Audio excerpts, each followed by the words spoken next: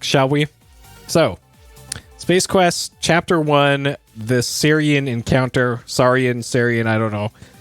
This is PC, 1986 PC. So this would have been, I think 286 might have been one of the architectures it was probably for. There's also the PC Junior. This might have had an Atari home computer. I forget what the name of that thing is.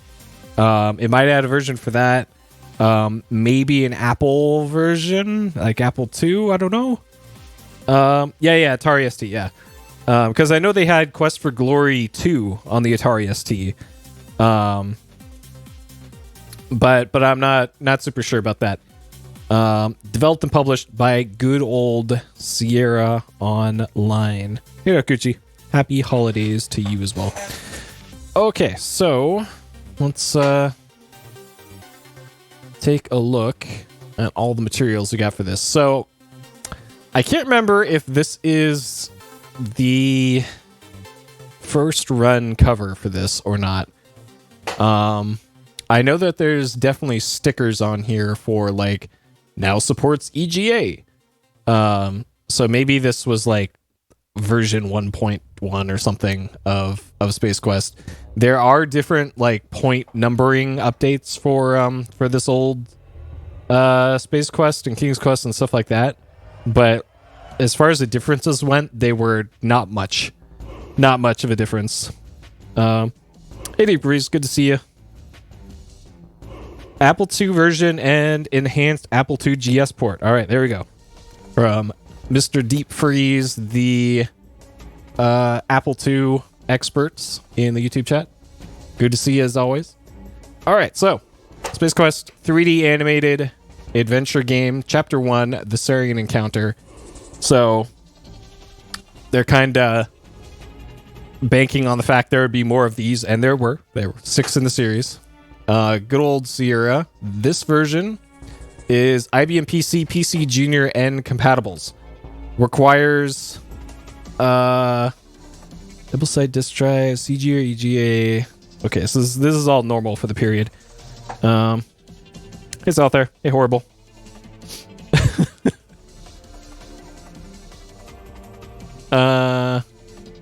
Okay. Oh no, if you want the fan art, I'll give you a preview of the dank art that they made for, oh god, what was it? 5? There you go. Here's a preview of when you got baby Ken Williams in your manual. They made some choices with the manuals for this series later on. But we'll get to those when we get to those. So, far beyond the reaches of known space lies the planetary system of Irnan, a system in peril. For its sun, it's slowly dying. It seems as though Irnan would suffer the same fate as so many other systems throughout the universe, but there is hope. Scientists aboard the space lab Arcata have just successfully completed low-level testing of the Star Generator, a device of immense power capable of turning a lifeless planetoid into a new sun. The Arcata now slowly makes its way home with the good news. However, following not so far behind are beings who would use the Star Generator for a darker purpose. Sarians, space scum who cruise galaxies wreaking havoc. Their intent to capture the Star Generator and use it to gain control of the entire universe. Only one thing stands in their way. And fortunately for them, it's you. Oh, rip. Alright. Oh no! The Space Lab Arcata is under siege from the dreaded Sarians. Will they capture the Star Generator? Will you escape with your life? For the answers to these and many other questions, you'll have to fork over some dough and buy this game. Sure. Or just copy the floppies, because this has no copy protection as far as I'm aware. Wow! Travel to the planet Corona, where things are really happening. Mingle with the undesirable aliens, but beware, you might be taken advantage of. These guys know an out-of-towner when they see one. Ooh, visit the subterranean world of a super intelligent race. Yes, even smarter than you. But are they friendly? Only time will tell. Uh-oh. Venture deep into the bowels of the Deltar. Here you'll come face to face with those bad boys of the universe, the Sarians. That is, if you prove resourceful enough to make it this far. There's a lot of stuff on this box. 3D animated adventure game in the tradition of the King's Quest series with the superb graphics you come to expect from Sierra. Thank you. Get the fresh cut here. So this was 1987, wasn't it? 86. I think this would have been after King's Quest 3, I want to say. I think the games that predate this one are King's Quest 2, and King's Quest 3, I think. Though I'm not sure. Because it would be a little weird to be like, oh, the tradition of the King's Quest series, and there's only been like 2 games in it. But I think they released those 3 before this one. Not sure about that, though. In Space Quest, you'll travel to worlds beyond imagination inhabited by strange alien beings. Some nice, some not so nice, and some that are downright nasty. Out of this world, 3-dimensional graphics, Earth version only. So, this was the thing that Sierra touted a lot in their adventure games, where it's 3 dimensions. It clearly is not. The only thing 3D about it is you can walk behind some of the scenery, and like most screens, you can kind of walk at an angle into and away from the screen, but no, this is not 3D. Pop-up text windows for easier reading. No more calluses on your return key finger. This is the same exact engine as King's Quest 1 and 2. And if you remember the playthrough of those, it'll look very similar to those games. Name your own character. No identity crisis here. You know who you are. For whatever reason, they made this a thing in Space Quest 1 and 2, where you're not a named character anymore. You're just whatever name you want to be. If you want to be Poop Butt or something, you can be the savior of the universe, Poop Butt. They fixed this mistake in Space Quest 3, but for the first 2 games, you could be as many, whatever name fits in the text box in this game. And I don't know why they did that, to be honest. Multiple solutions and variable scoring. There's more than one way to trick an alien. This is technically true, kind of in the same way that in King's Quest 1, you could, like, kill the dragon or throw water on the dragon to solve the same puzzle.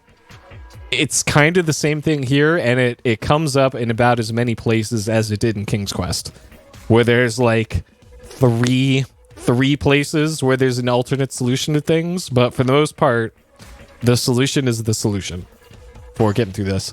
Optional joystick control. I will not be using joystick control for this because this requires a lot of typing, and you can move with the numpad off to the right of the keyboard in this, and I have a keyboard with the numpad on it, so that's how I will be controlling the character here. Using the joystick doesn't grant you like an additional degree of control or anything. It's still just going to be up, down, left, right, and then the 4 diagonals. So that's pretty much exactly what you could do with the joystick either way. There's no sort of like analog control or anything. And it also didn't have mouse support either, importantly. So, free inside, valuable coupons, good at special locations throughout the Space Quest universe. So, this is kind of a scumbag thing that they did on the box for this, where on the front cover of the box, it says valuable coupons inside. So you might be thinking like, oh man, I can get $20 off King's Quest 3 or something. No, the coupons are fake for in-universe Space Quest items. so you're not actually getting anything valuable from this. Okay. So there's some screenshots of the game. That'll be what it looks like. I am not looking forward to this part. I know, right? That's probably why they didn't pull that stunt on any of their later stuff. It's probably because of this. So, Space Quest designers Mark Crow and Scott Murphy shown vacationing in Yosemite, home of Sierra Online. We hope Earth people have as much fun playing Space Quest as we did creating it for them. So these are the 2 guys from Andromeda is what they go by, and I believe they're still around in the industry. They have had Kickstarters in recent times. I think for a game, and then there's also been like, hey, you want to get this vinyl set of the soundtrack to the Space Quest games? I think they were also involved in that. So they're still around and kicking, kind of like the Coles, Lori and Corey Cole are for the Quest for Glory series, and of course, our girl Roberta and Ken are getting back into game design. They are making a VR game apparently, and that's going to be a thing. So pretty much all the heavy hitters from early Sierra are getting back into the video games. Yeah, Tony XX. All right, so this would have been distributed either on a floppy like this or on the slightly larger 5 1/4. This is a 3 1/2. The slightly larger ones are 3 1/4. There would have been less of these than of the physically larger ones. And this is how you would install the game for one of these things. So here is I believe this is the re-release of Space Quest 1. This is the box art that I recognize a little bit more. I'm not sure at which point they switched over to this style of box. It probably would have been in the, like, around 1990, maybe, so about 4 or so years after the original release. Because I think they kind of unified their art style for the boxes of all the games. So I think that's also why they did the re-releases. Plus to get people to buy the games again, because, you know, they're a business. And this appears to be just about the same box art, and it's fun, it's crazy, it's out of this world. Okay, so there's Ken. There's Ken again. All right. Hey, boys. Okay. 3D adventure. A 3D animated adventure game is an illustrated story in which you are the hero. Stepping through an enchanted door into your computer, you become Roger Wilco. So they even tell you your name is Roger Wilco. But you can even rename him with your name or any other name that strikes your fancy, like Poop Butt. But we're going to be Roger Wilco because that is his name. His name is Roger Wilco. Your own wits and imagination shape the adventure from start to finish. You identify problems, then set about solving them in the most creative way possible. The more creative your solutions, the higher your score will be at the end of the game. I don't think are rewarding creativity because you're still just doing the same solutions that they would have thought of, and I don't know. They must think very highly of themselves. Your character is fully animated, but you must move him around the three-dimensional scenes. Use the joystick or the arrow keys on your computer to move in and about the different areas of the game. Detailed exploration is one of the keys to success in any adventure game. All right. So, yeah, that's all the same text from before. There's a little bit more here, like saying this is the planet we're going to is Xenon. That's a difference from before, but it's still the star generator has been stolen. We need to save the universe. All right. As your adventure begins, you're currently conducting one of your famous on-shift naps in the janitorial storage closet. Suddenly, you're rudely wakened by explosions that rock the ship. This does not amuse you, as your dream is just getting interesting. Immediately, the alarm system is activated, and an announcement comes over the intercom that Sarien troops have boarded the ship. From your hiding place, you hear laser blasts mingle with the screams of your crewmates. With a well-developed sense of self-preservation, you decide to stay put for a while. Soon, the commotion dies down, and you get brave enough to take a look outside. You crack the closet door and peer into the corridor. Your eyes fall upon a grisly sight. Several of your fellow crew members lie dead on the floor. A group of Sarians, apparently admiring your handiwork, are close enough for you to touch them. You breathe a sigh of relief at this. Move off. Hey. Although you aren't used to doing a lot of thinking, your job doesn't usually require it. Now your brain cells are working furiously. It's obvious even to you that their objective must be the capture of the star generator. You're no hero to leap out and try and stop these murderous marauders who cost you your life and gain nothing. But to hide forever in this closet would also be pointless. You are bound to be discovered eventually. You must somehow escape from the captured vessel. Before you leave your sanctuary, you have one last thought. You need to find a way to render the star generator inoperative in the Sarien's hands. Perhaps some clue as to how to do this might be found somewhere on the Arcada. Because, although you're not anxious to throw your life away, neither are you willing to see the entire galaxy under the rule of those fiendish, evil Sariens. Little do you imagine the adventure is in store for you as you prepare to risk your life for the freedom of the entire universe. So, this part is important because this is not surfaced in the game at all. You're just kind of thrown into the game world. Once it starts up, there's no text box saying, okay, here's your objective. You need to find a way to blow up the star generator. All of that you have to get from reading through this. So keep that in mind. All right, tips for beginning adventurer. I am not a beginner adventurer. Make a map, look at everything, talk to everybody, pick up everything, use everything. Be careful, save your game, and also we have a hint book for $7.95. May the farce be with you. All right, note from Sierra. Watch out for Space Quest Chapter 2 coming in 1987 to a computer near you. And it certainly did. That it did. Black Cauldron. Okay, so there's at least... Yeah, so there are 4 other games released before this one. So that is all that. All right, got my handy-dandy map screen on here. This is an early PC game.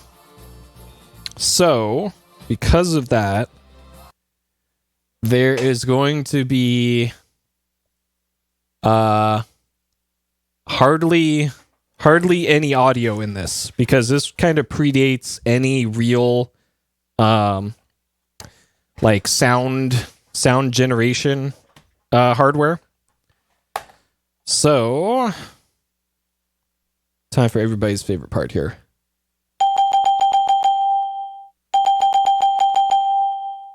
There we go.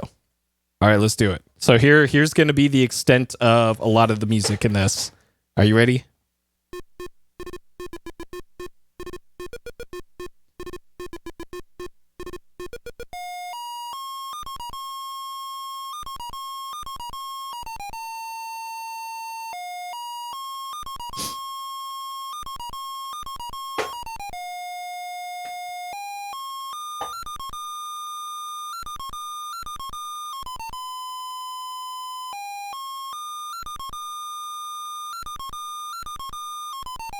Light years from Earth's solar system. People of the galaxy. Ernon. I didn't know that was a galaxy. Uh-huh.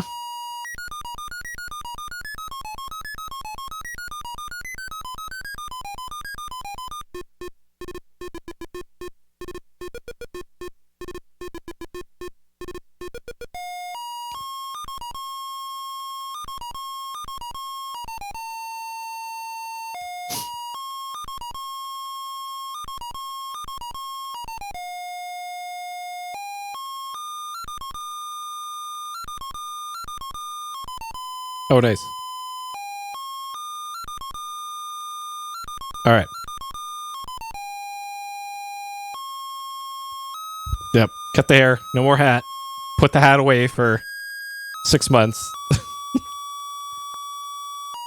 All right. So the video cropping isn't quite perfect on this, and I messed around with it for a while and couldn't quite get it perfect with my weird setup that I have. So whatever. If you notice anything cut off on the left or right side of the screen, it is what it is. Original hardware coming through.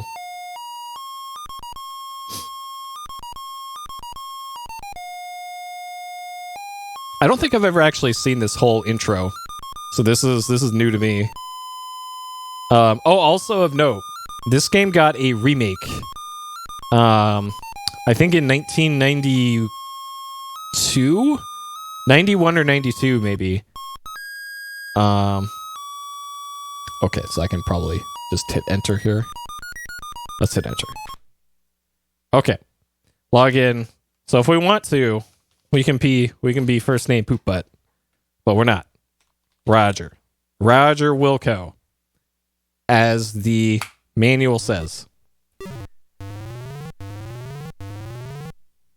You're startled by the sound of an alarm. It is followed by an urgent voice, which warns that the Arcada has been boarded by unknown intruders. It ends abruptly.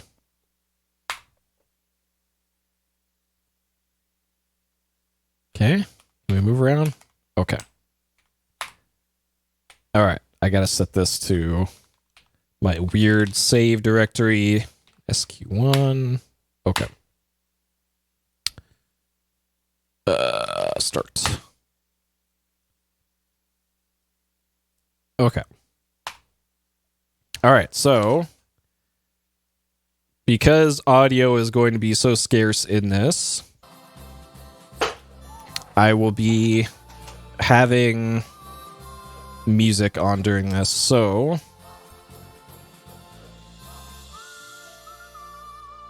we got a screen like this. It is kind of split halfway in the middle. We got a door here.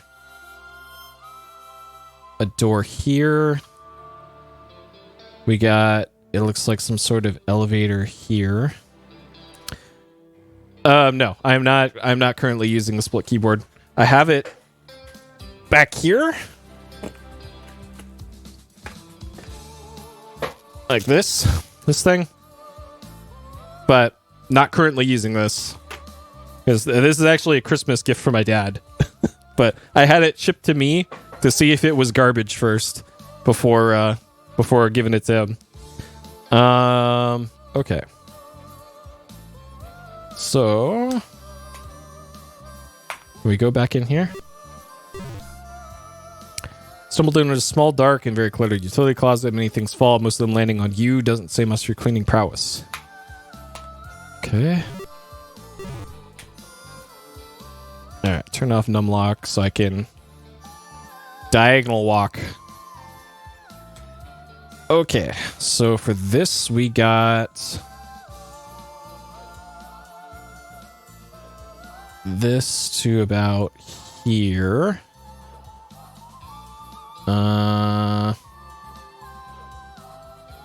We got, it looks like an elevator, so that must be an elevator down. And then a way to get to the elevator up. Just below it. Like that. This goes off to the right. It looks like we got a body. Right there.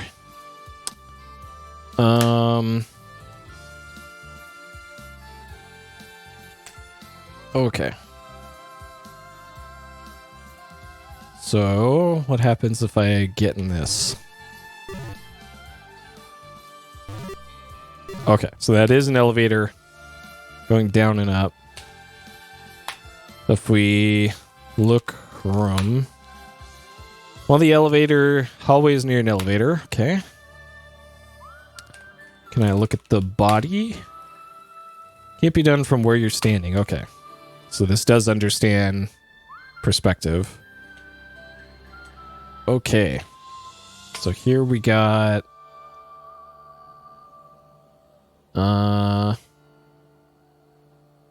this goes all the way across.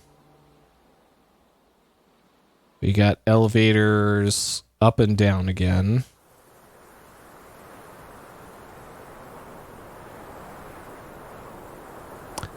We got a busted open door here. It looks like we got some sort of door thing on the right side. You think you hear footsteps. Well, that's... maybe it's a crew member here to...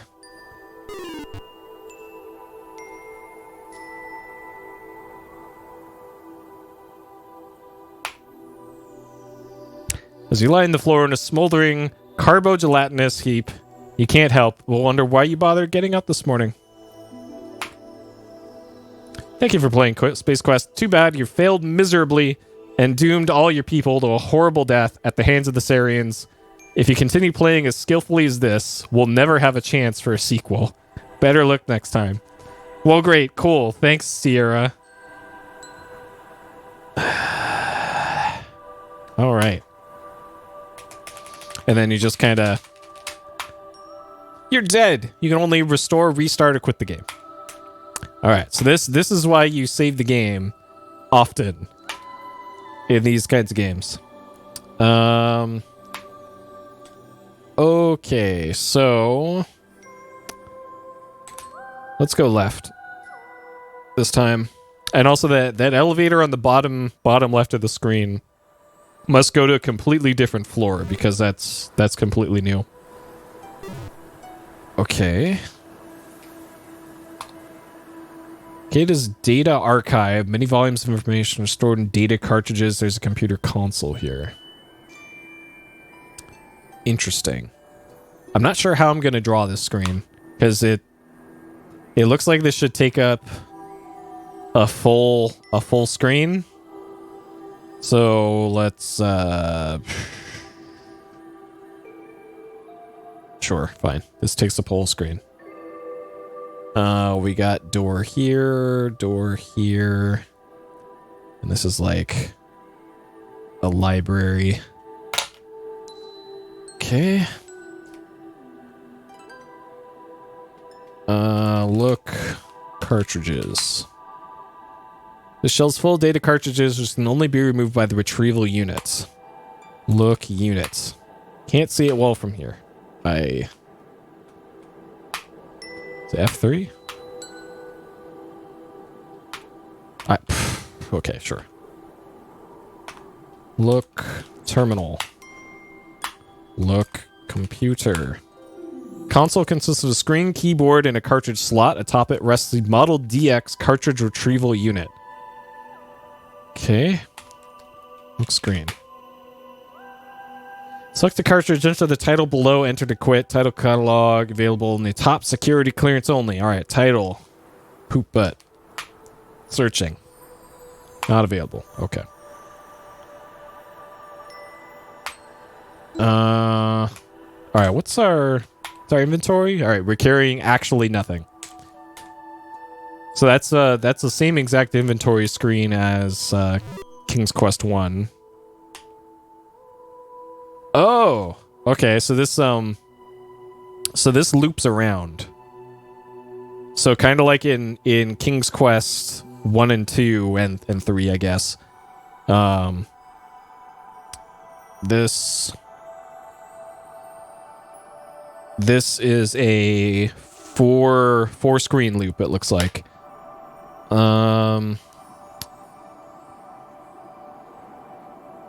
Okay, so we can get to the body from here, which was 2 screens to the left.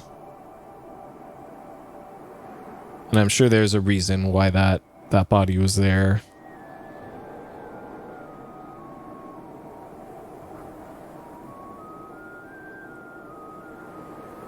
Look, body. When your crewmate, he is non-functional. Search body. Search body your crewmate and find a key card. Get key card. Take the key card. Okay. All right. We got our first point and we got a key card. Got it. Got key card. Okay. All right. Check. So now that we have the key card. Key card is a flat rectangular piece of synthetic material which is magnetically keys for passing check stations. Tiny letters are beak and hinder security systems.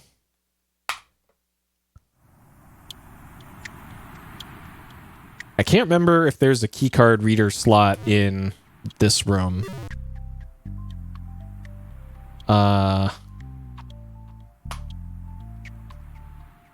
Key card in computer. Oh, shit. Door opens and a man you recognize as one of the lab scientists enters. He appears to be injured. He's got crab hands, claws. After only a few steps, he slumps to the floor. Talk to man. Current condition, the man is not much of a conversationalist. Look man. Large laser hole been burned in his uniform. Previously unexposed tissue. Struggling painfully, raises up on one elbow. Tells you the Arcada is under attack. Star generator's in danger. You better leave if you value your life. Looks over towards shelves full of cartridges. There's the words astral body. Then settles to the floor lifeless. Okay. Search body. He fused chunks of varying sizes. Melted. Nothing to waste time on. Okay. Well. He told us astral body and looked at this, so... Use computer. What? Look computer. Use screen. Use keyboard. Use computer? Use terminal? Why is this? What the fuck did I type before to get this to work? Look computer.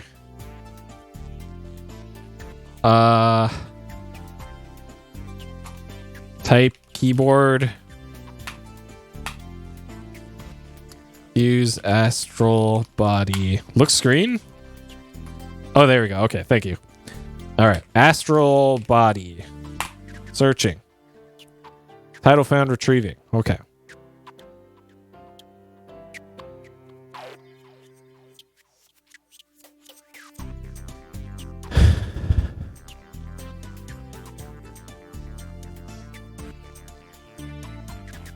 Hey, Flowsource. I streamed speedruns of this years ago.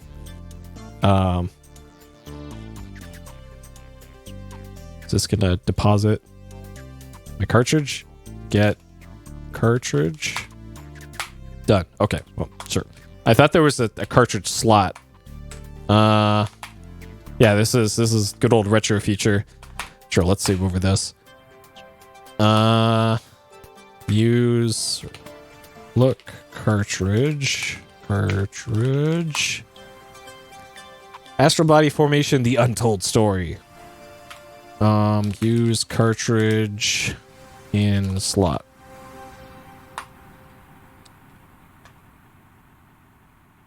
Cartridge in slot. Cartridge is hard to spell. It does not compute. Okay. So we probably can't do that.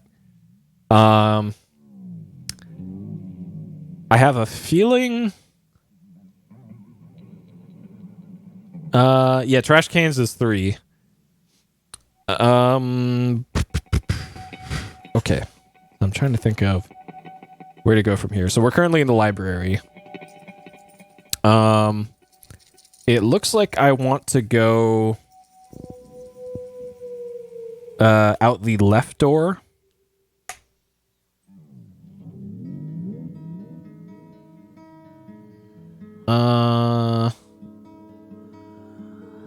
To that blown up door. And I think if I go right from the blown up door, that'll probably take me to this down elevator. And that's probably how I escape the area. Okay. Is this a FF7? Yeah. It's a good remix.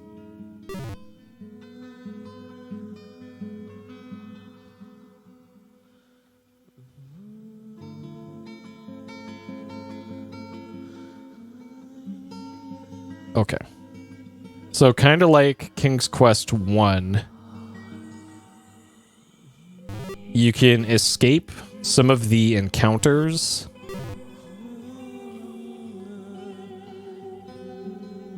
by screen transitioning. Good lab transition. Search. Body.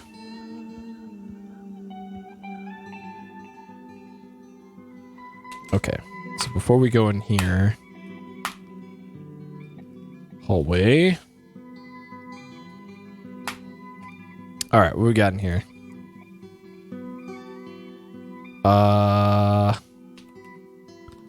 Look room.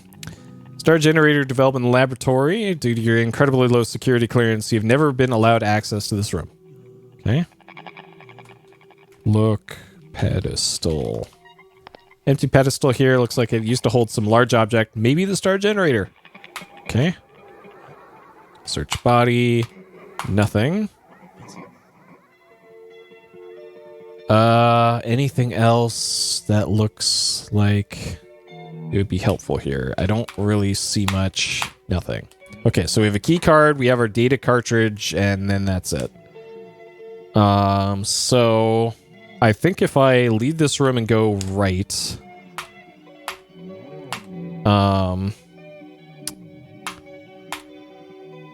that'll bring us to the elevator going down, probably.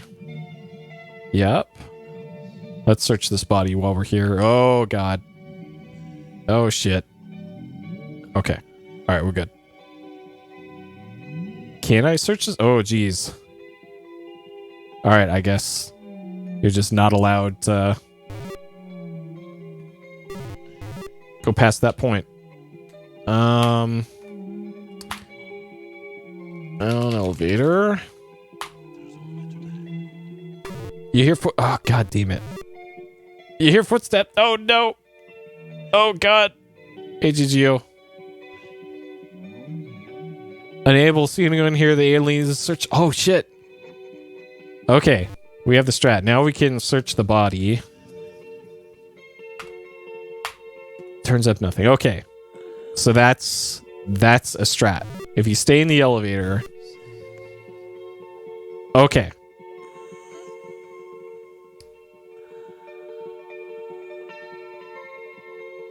Please search elsewhere. Okay, good.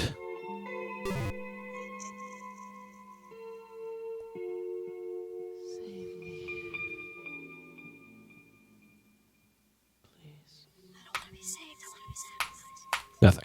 Okay.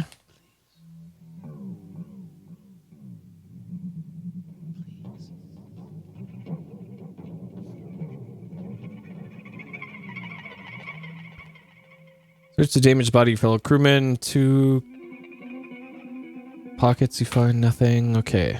So we got... what we got here? I'm going to camp out next to the screen transition here.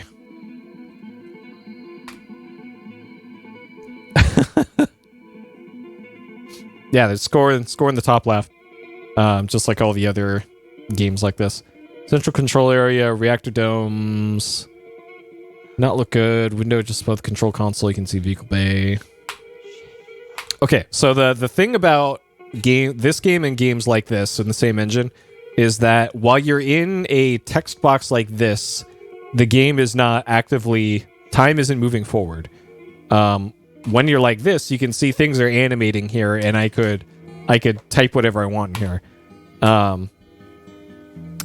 If you can't type fast enough, or type accurately enough, that could actually cause you to die in the game.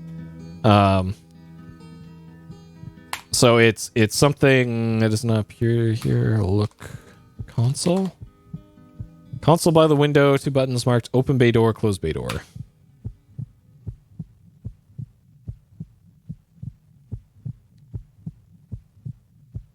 I probably want to open the bay door. Okay. Yeah, like my typing is fast enough for this, but it's not quite accurate enough. You think your foot... oh, shit.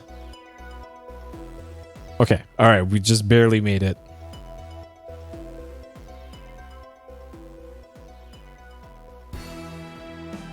Okay, so...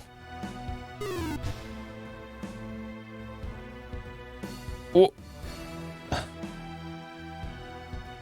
Shit.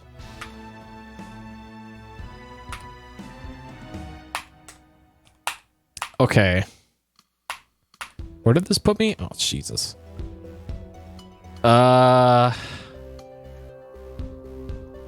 So, let's see. two thoughts here then about this. So one is I don't think there's a run command. Yeah, you can't run. My thought actually is you don't want to open the bay doors just yet, because I have a feeling opening the bay doors will cause you to always get shot on this screen. Well, we'll save here just to more quickly do this. So what happens here?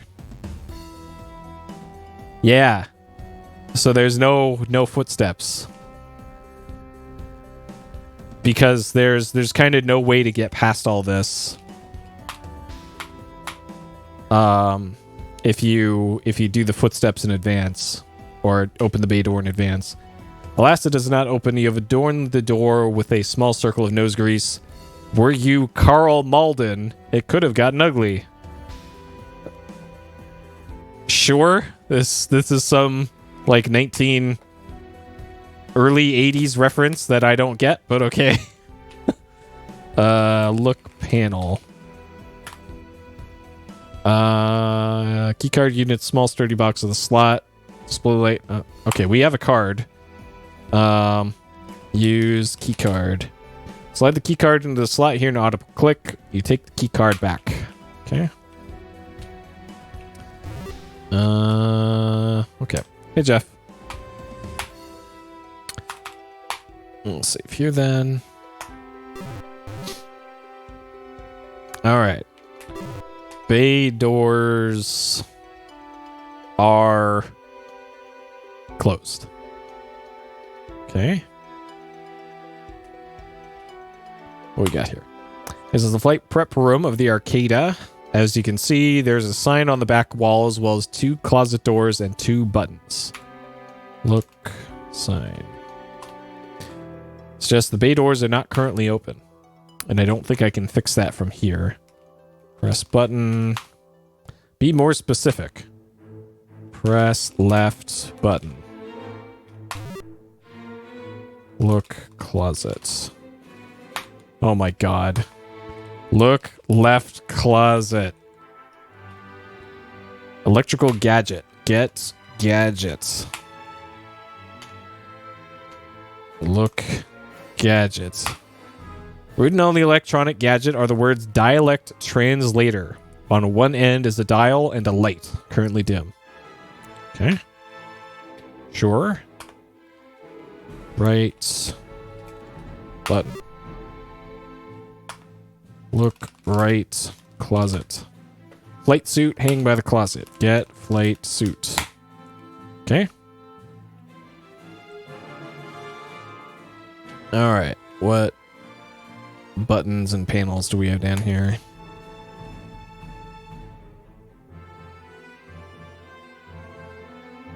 Look console. One on the right is marked airlock. So that's different from the bay doors, probably. Press airlock. Okay.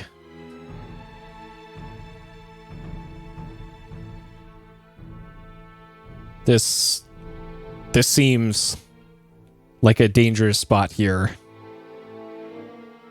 So we'll make another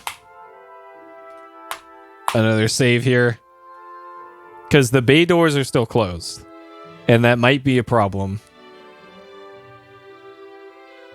Actually, no. That seems fine. Okay. Because we would have been sucked out into space otherwise. One more platform. Some gauges. Don't just do press platform. Platform will not function at the bay door. God. Alright. Great. Okay, so now we get to brave the screen above this again. You can hear footsteps. Okay, we'll hide in here.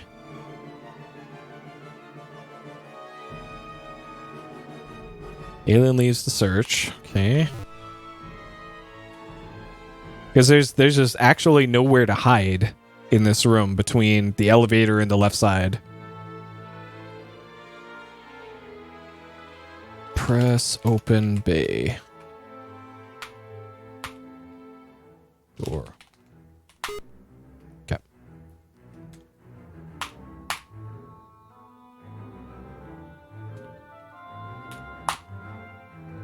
All right. Let's see how this goes this time.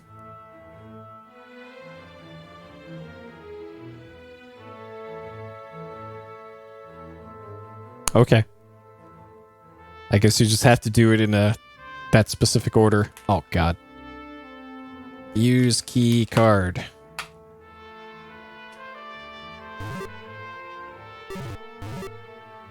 Okay.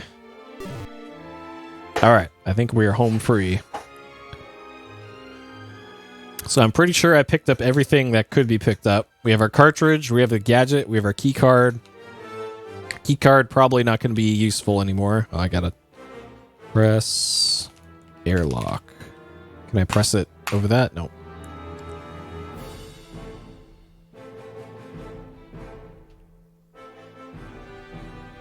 All right, so far so good. I was expecting to die a whole lot more than this. At least in this part. I know we're going to be dying quite a bit in a later part. A part that was so bad that they gave you the option to skip it in the remake. Can't wait. Actually, 2 parts. 2 things they let you skip in the remake because they were so bad. Press platform. Now an escape pod, okay.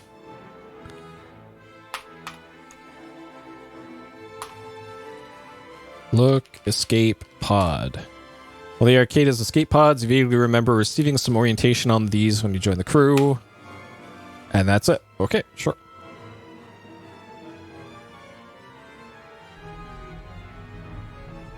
Enter pod. Yep, there's 2 things. Okay. In pod. Look, room. You're sitting in the pilot seat of the escape pod, facing toward the window. There's a dark console before you and seatbelt straps at your side. Confused as what you should do. You wish you would have paid more attention during crew orientation. All right, well, first thing's probably use belts. Use seat belt. Fasten. Seat belt. Done. Okay. Press button. Press red button. Look button. 3 buttons here, auto nap power and don't touch.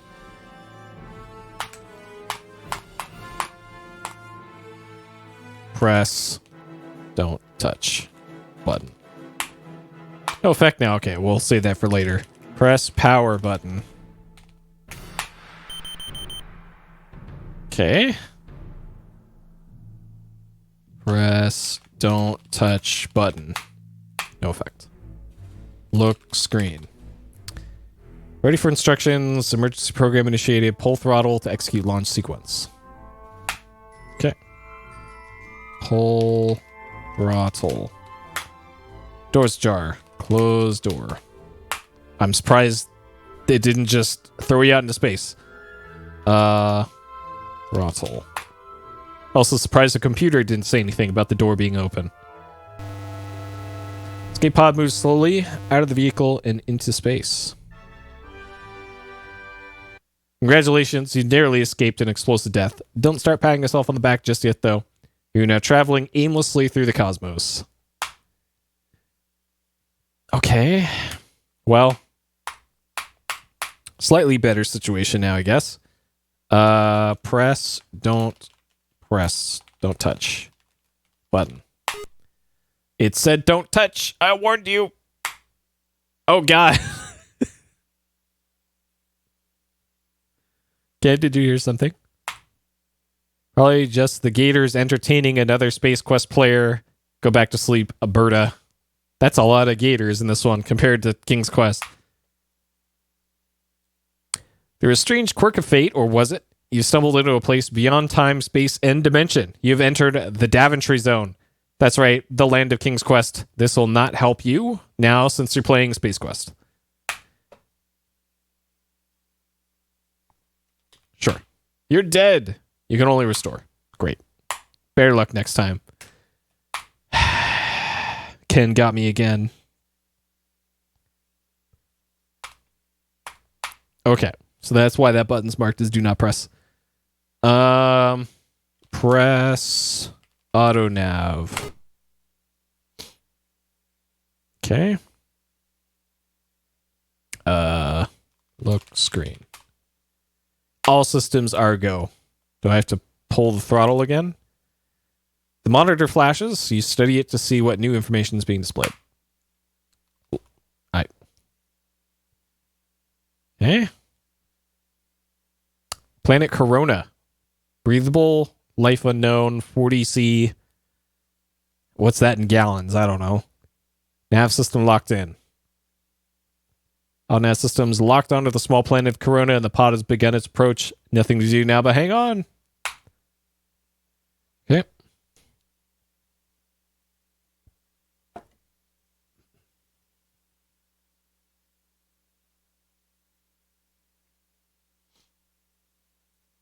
After a skull-jarring landing, you peer through the shattered viewing port out into the desert landscape. A feeling of utter desolation settles in. You're in a fine mess now, Roger. Okay. All right, so now we're on Corona Crash Land. Okay.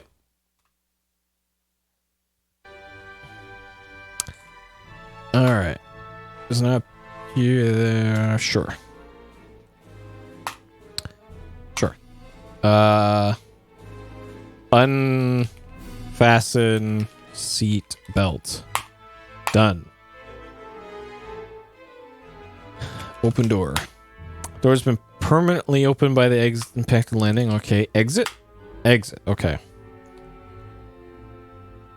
Where are we? Okay, in an incredibly remote area. There's a thrashed escape pod here. Okay. So, making a new map here. Okay. Look in pod. Done best from inside. Enter pod.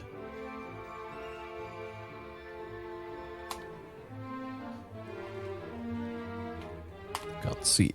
Nothing under the seat.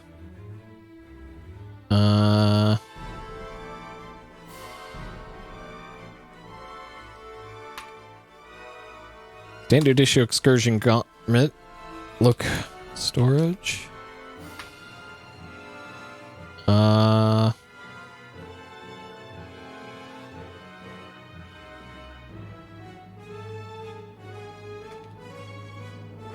Auto throttle, some buttons. Huh.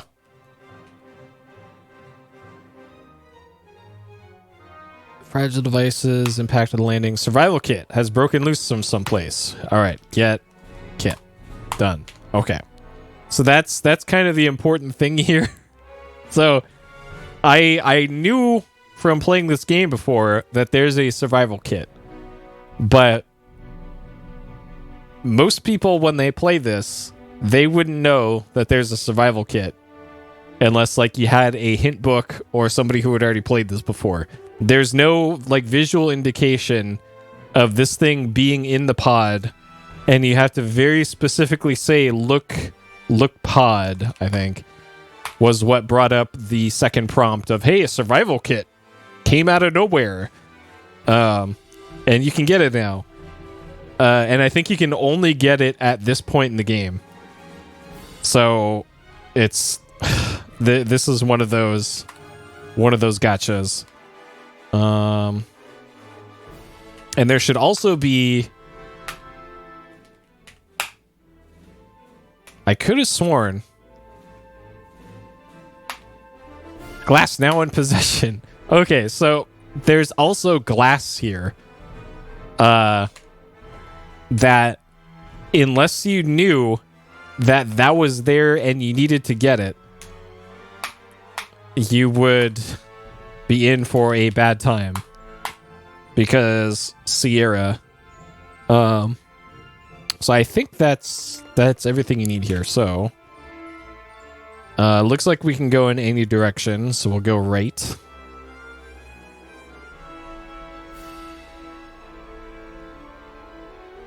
Okay.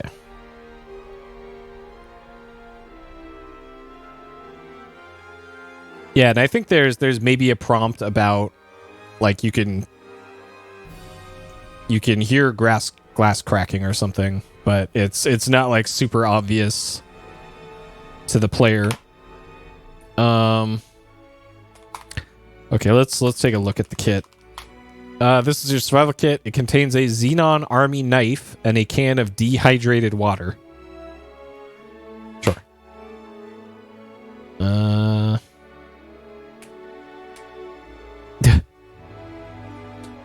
I know, right?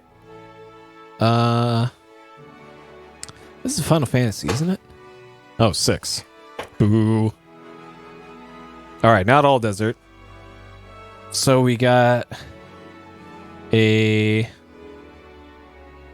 arch above. Oh god. Alright, hold on. I could have finished drawing this game.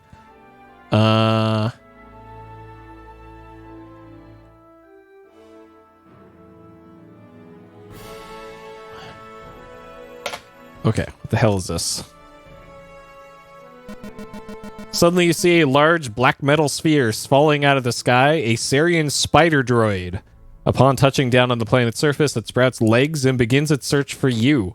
You recall from an article in Space Piston magazine that this droid is designed to seek out organic life forms and self-destruct in contact as me. Alright, well, let's go back this direction, I guess. I'm not sure I can outrun this thing. Oh, fuck. I think it's catching up to me. Okay, what happens if I go south from here? Okay, so this is...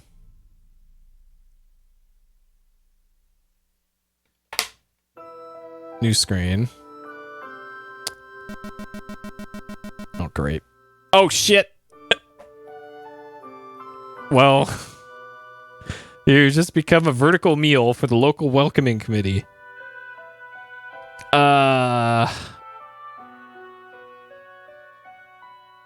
Okay. So down there is death. Thank you for playing.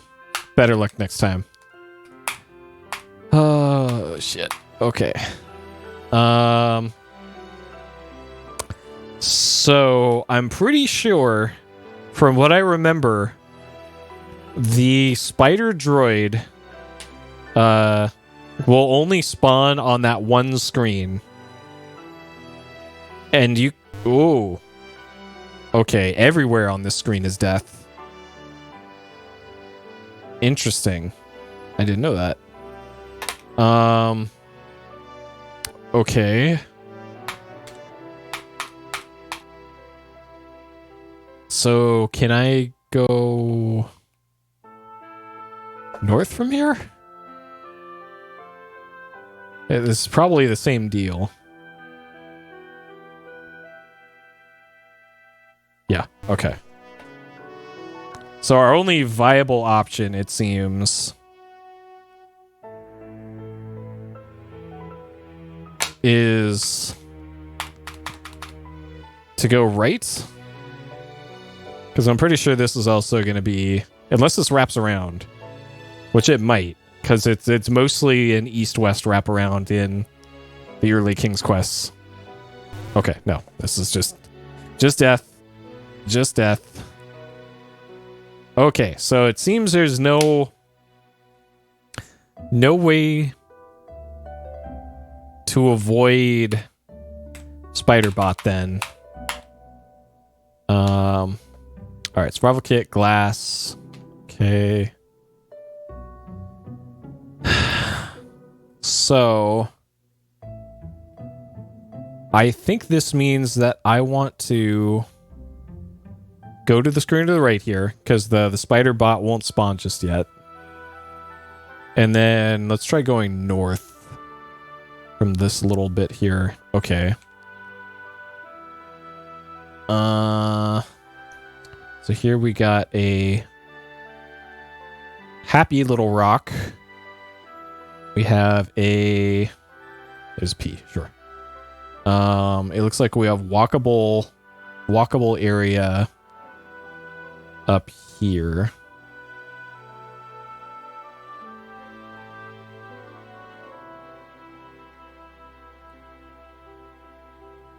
Yep, if only. You can turn up the walk speed, but it also turns up the enemy's walk speed too. So can't speed away.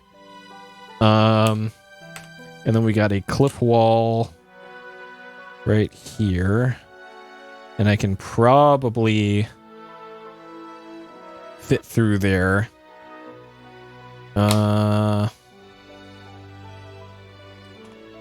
Okay, so if I hug the left part of the screen here, so I can probably use this screen to like juke that spider and maybe get it caught on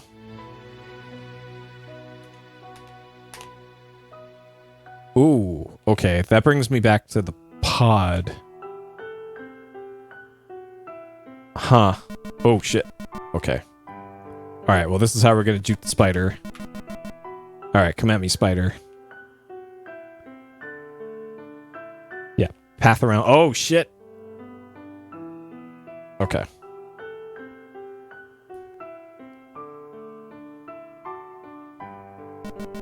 Alright. Good thing we are very slightly fast, or about the same speed as spider. Okay. So on this screen, so I could go north. I can go south. So we'll save here and do some exploring. All right, I'm gonna check south first.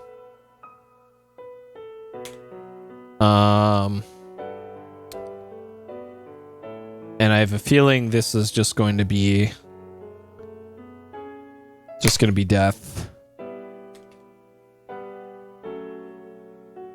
But I'll go to the right and then, or right one screen and then north and see what happens. Oh, it's just, you just fucking die. Okay. Because it's Sierra. Okay. So then from here, our options are north or west. Or east. Okay, east. So we have a path up. That might be a cave on the right side. So it looks like we have...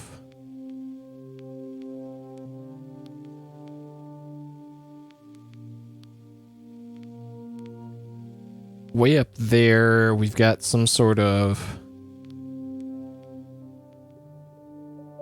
thing there. This might be a cave entrance. Some sort of cave wall to the north, or rock wall to the north. I'm gonna do look cave. Desert cliff area. Okay, I'm gonna see if I can walk into this. I can. Well, kind of. You've been blown into bite-sized chunks by a Sarien spider droid. Thank you for playing. Better luck next time. Okay, so that's not actually a door.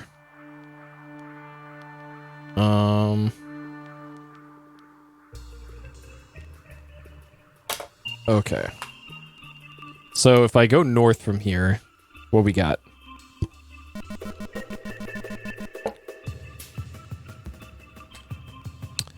Okay. So this is the archway.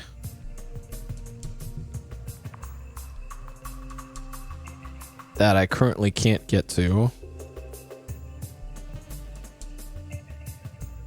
So I can't go east or west from here, from the bottom part. So it looks like the only way up here is going to be from that that other thing. Okay. And then this screen, we've got rock wall. It kind of looks like I can go to the left from the bottom part here, but that's like 2 pixels, so probably not. And then we have a walkway on the upper part here. Okay, so if I keep going to the right, what we got?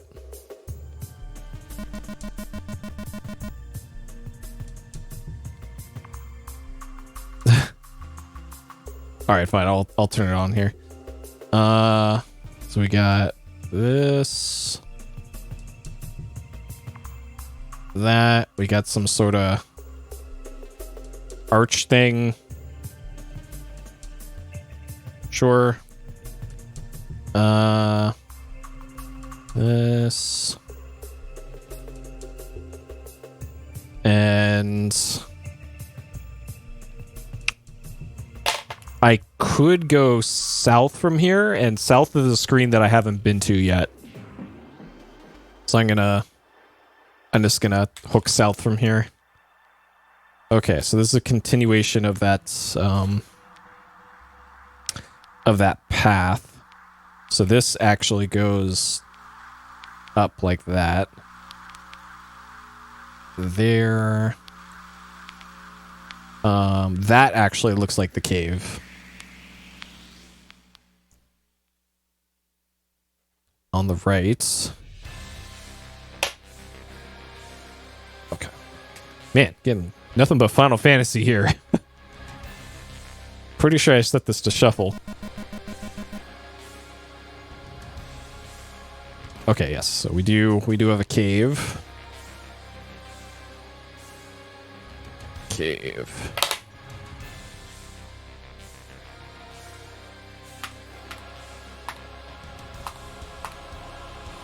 Okay. Oh shit. Well. Well, okay, fine. Sure. That works.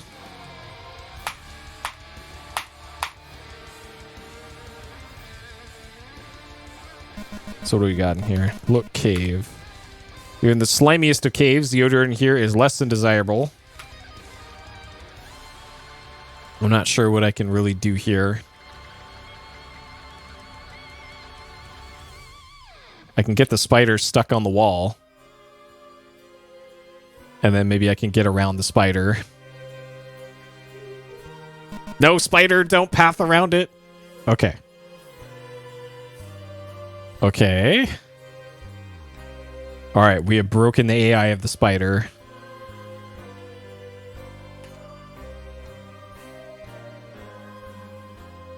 No! Shit. Okay. Not quite. All right, I'm not sure if I load this save and go immediately out again, if I can... No, you just immediately get blown up. Okay, so I can't use this save anymore for anything constructive. Okay, so it looks like I just need to go this way and then up that path.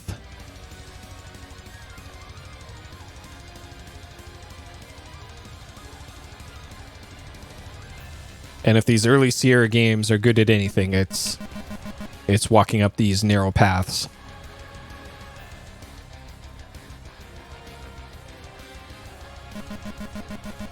All right, yeah, come get me, spider. All right, spider cannot get me from up here. So I remember this being a thing. So, archway. So the back of the box said there were multiple solutions to puzzles in this. Notice a new crack formed on that archway.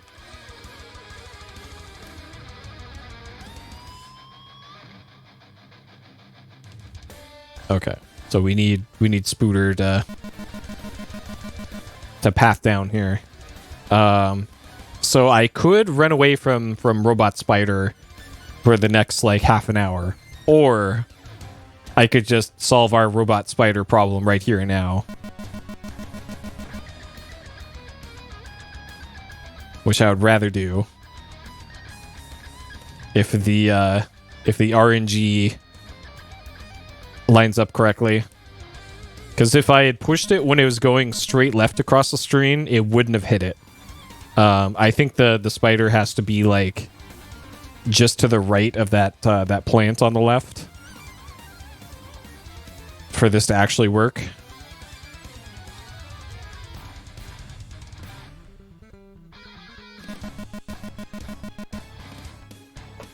And the RNG is not working out here.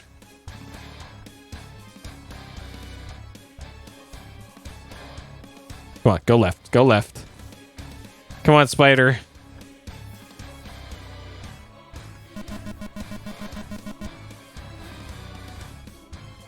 Go left.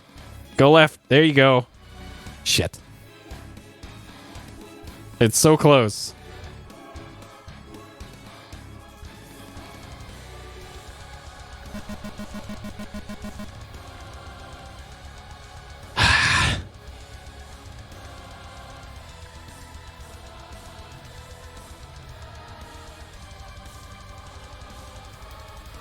All right, this time it's gonna make it there. Go left. Okay, here we go. Here we go. Yeah, it's pretty much exactly that.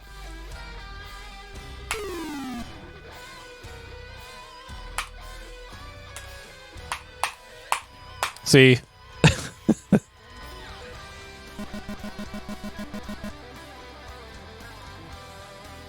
It has to be like so far down.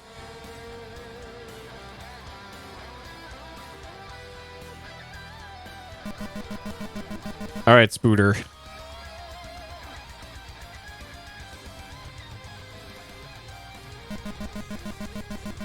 I think if I put this on fastest, it's just going to be way too fast. Yeah, like you can see it does eventually get down.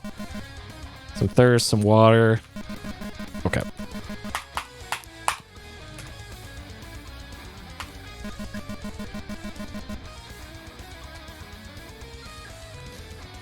And there's a text box that prompts you to hydrate.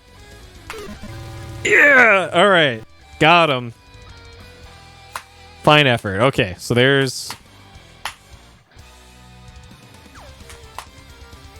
an example of Sierra RNG at its finest. Okay. Onward. So now we don't have to deal with the spider anymore. Now we just have to deal with literally everything else in the game, which is a lot. So I don't think I have to map this. This is just connects with this part that goes over to the archway. So in case we run into Lamau's, turn on gadgets. Turn the dial to the right, the light begins to glow. Okay.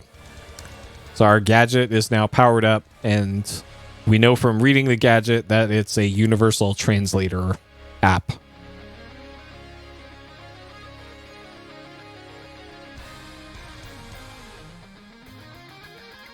Okay.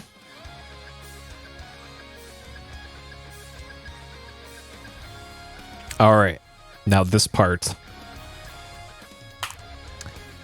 This is one end of what appears to be a large cavern. The only way to go is to the left. There's a rock nearby. Look, rock. You need to be closer. Which rock? Which?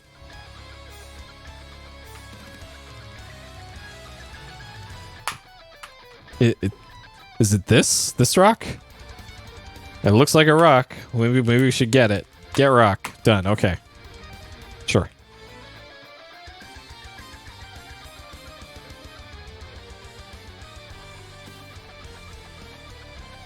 All right.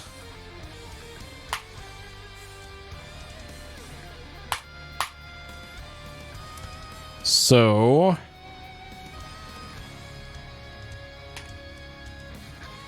what we got here? Another large chamber in the underground complex. There is a path on the back wall, which is not accessible from the bottom. Does this look great? You're not close enough.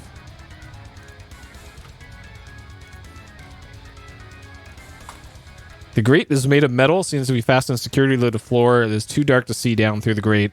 There is, however, an odd smell emanating from down there.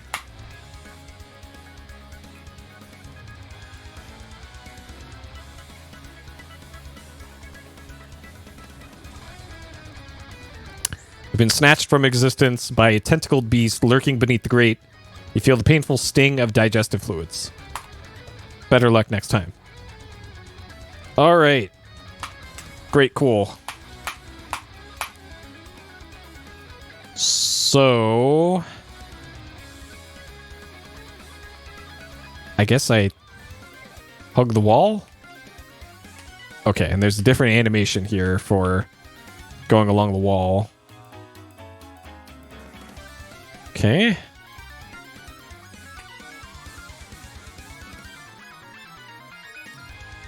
Those very hard rocks. Let me look and feel to the humidity. So this is obviously a door. And there's nowhere to go to the left. And we just have the grate. So look. Geyser? The geyser cone here, rhythmically spewing hot steam. Put rock in geyser.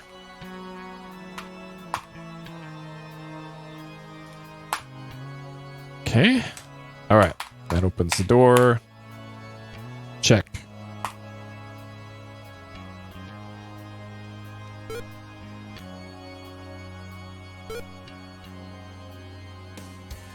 Okay, I remember this room. Slightly smaller chamber in the underground complex. There's a path above, which is not accessible from here. There's a pool on the right side. You gaze intently at the purplish pool of liquid, the first real sign of moisture on the planet. The pool seems to have no bottom. The gentle dripping has a soothing effect on your frazzled nerves. All right, well, let's drink from that pool. Say what? Drink water. That's water, right? Get in pool. In most cases.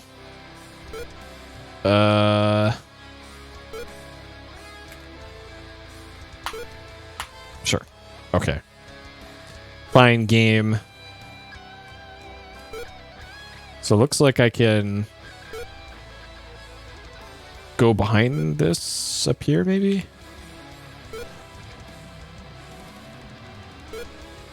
Okay.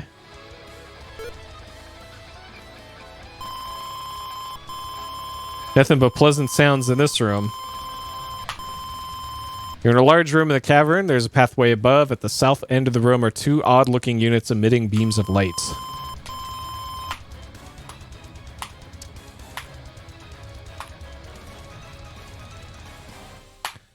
Good noises only in this room. Alright. Maybe it's just security beams. We'll be fine. You're now lying on the floor in many pieces. Guess those beams meant business, Roger. Got him. Okay. So. Hey, remember that glass we got earlier? Glass and beam. Use glass. Got him. You quite cleverly turned the beam upon itself, frying it into inoperability. Got him. Okay. Check. And the real hard part of this puzzle wasn't putting the glass in the beam, it was getting the glass in the first place, because good luck having the presence of mind to actually pick it up unless you have a hint book. Alright. Onward. Alright, this fucking part.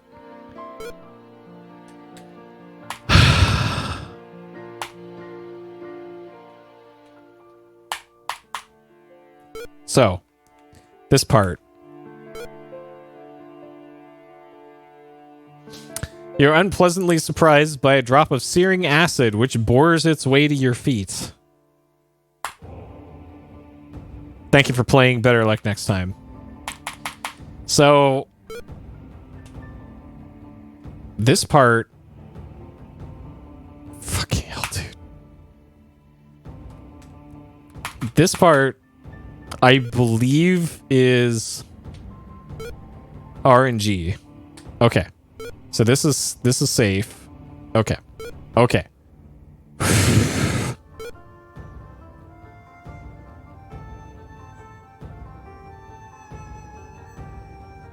This is Final Fantasy again. How are there 5,000 songs in this playlist from OC Remix, and we've gotten Final Fantasy songs like 10 in a row? There must be a lot of them. Okay, as soon as you enter the room, you find yourself surrounded by darkness. Suddenly, you become aware of the fact that you cannot move or speak. A strange, unknown force has taken over.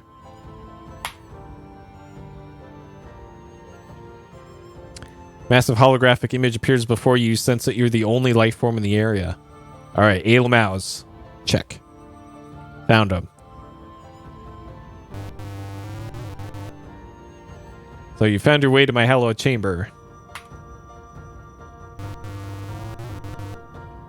I've been monitoring your travels on our planet. It appears that you're up the proverbial estuary without a means of locomotion. Sure. You're obviously in need of transportation.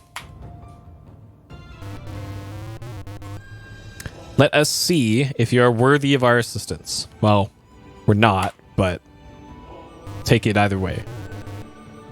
On the surface lies a beast called Orat. He proves to be a bit of an annoyance on occasion. Dispose of him and bring back evidence of your conquest. Only then will I deal with your plight. Good luck, strange one. And it dumps you back here. Okay, so.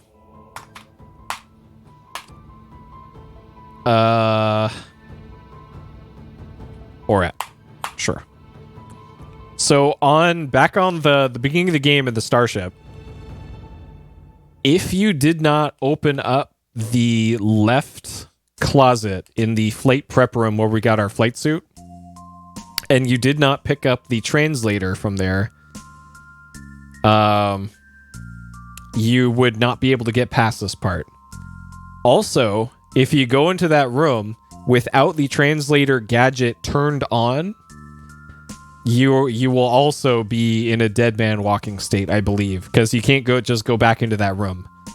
I'm pretty sure you're locked out of that room until you finish your quest. And I don't think the Orat spawns unless you understand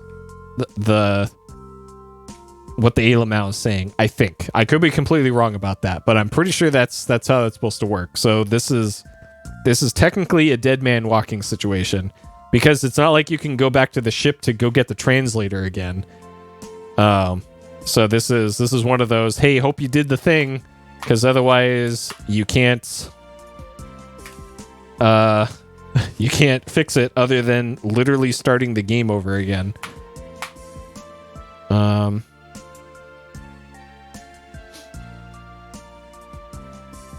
Oh, nice. Yeah, it's only beeping noises. This is as much as the PC speaker could manage. Well, that's what have we here?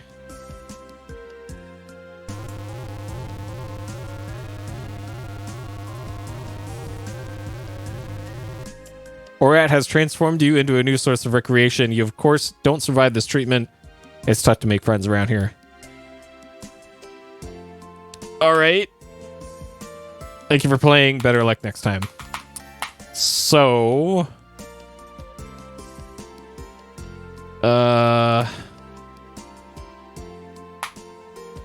is huge and ugly. Of course, your opinion may differ depending on what part of the universe you come from. It should also be mentioned that he is quite mean. Okay, and that's all the description we get of Orat. So does Orat follow us outside?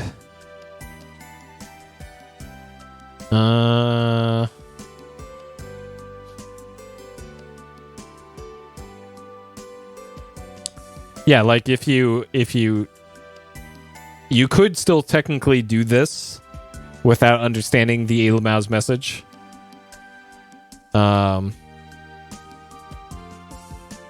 Okay, so even like this, that doesn't work. Okay. So I'm gonna drink some water. You don't even have that. What? Open kit. This survival kit contains a Xenon army knife, can of dehydrated water. Okay. So if we drink the whole... Well, let's look at the water first. This is a cylinder of dehydrated water.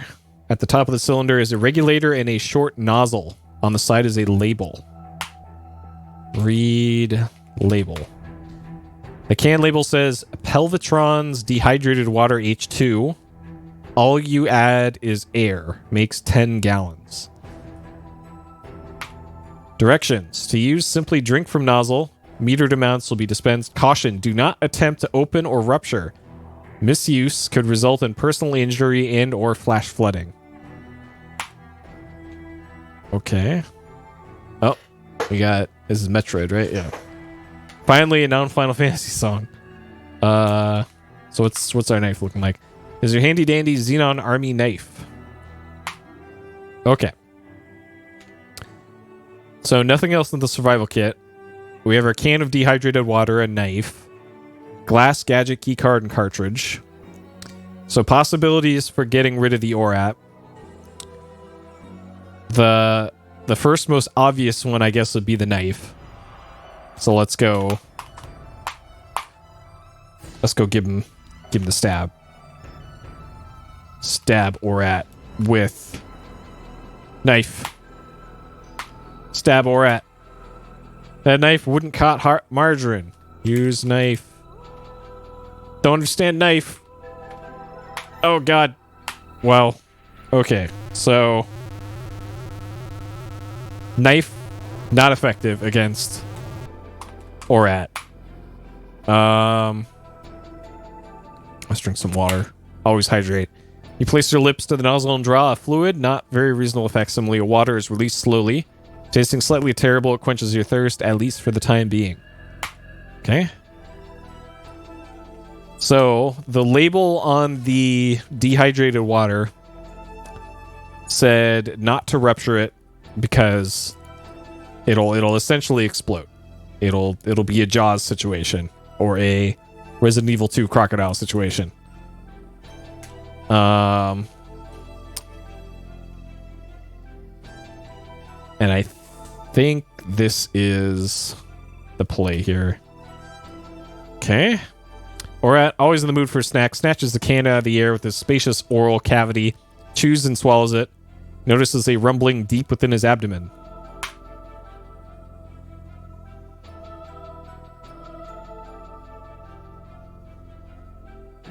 Pow. Got him. ORAT's size proved to be bigger than his stomach for once, incapable of becoming history's first living reservoir. His body succumbs to the intense internal pressure created by nearly 10 gallons of instantly reconstituted water. As a special bonus, you've received a much-needed shower. Okay, sure.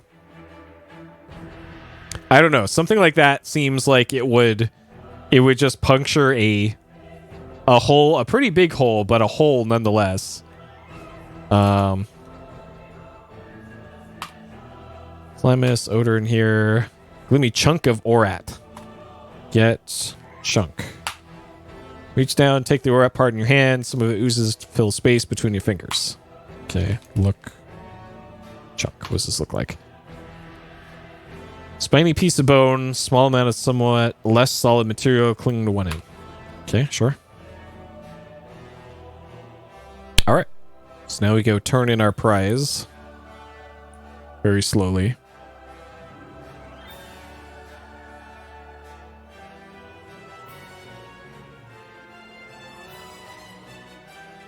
So if I didn't destroy the spider robot before, it would be chasing us around this whole part.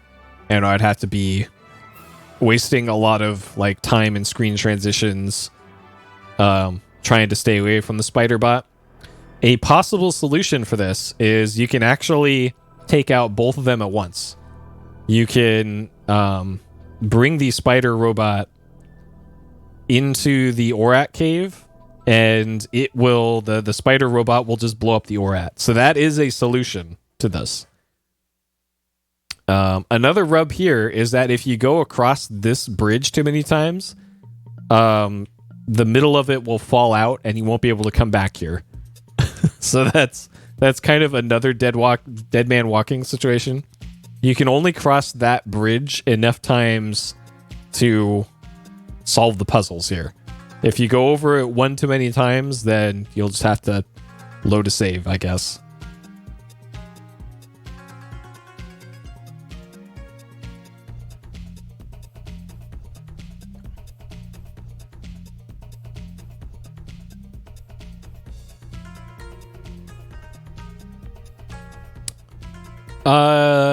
Yeah, I think you are probably stuck with the water if you use that solution. And I'm pretty sure you can do both solutions in the remake as well.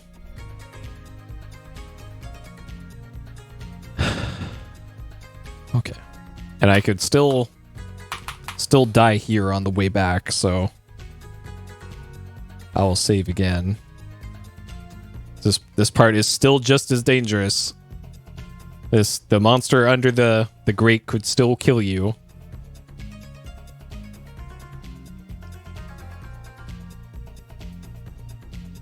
And then the acid later on could still kill you. And you could also fall off of that walkway.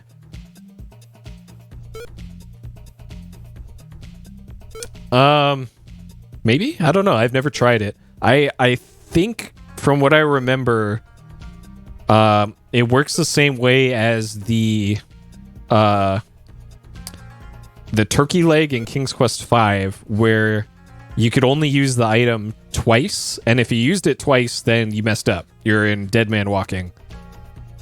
So I think if you drink the water a second time in this, it uses up the rest of it, even though it's 10 gallons. I think that's what happens. Either that, or it does have some limited amount that you might like run up against it if you're being chased by the spider a lot. But I'm not sure about that because it's never come up in a playthrough for me.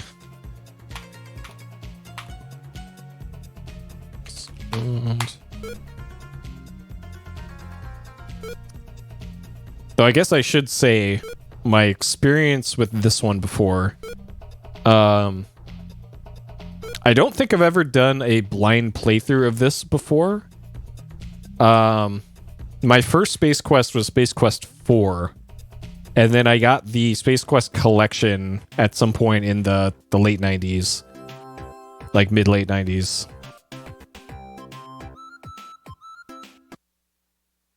Again, the massive holographic image appears before you.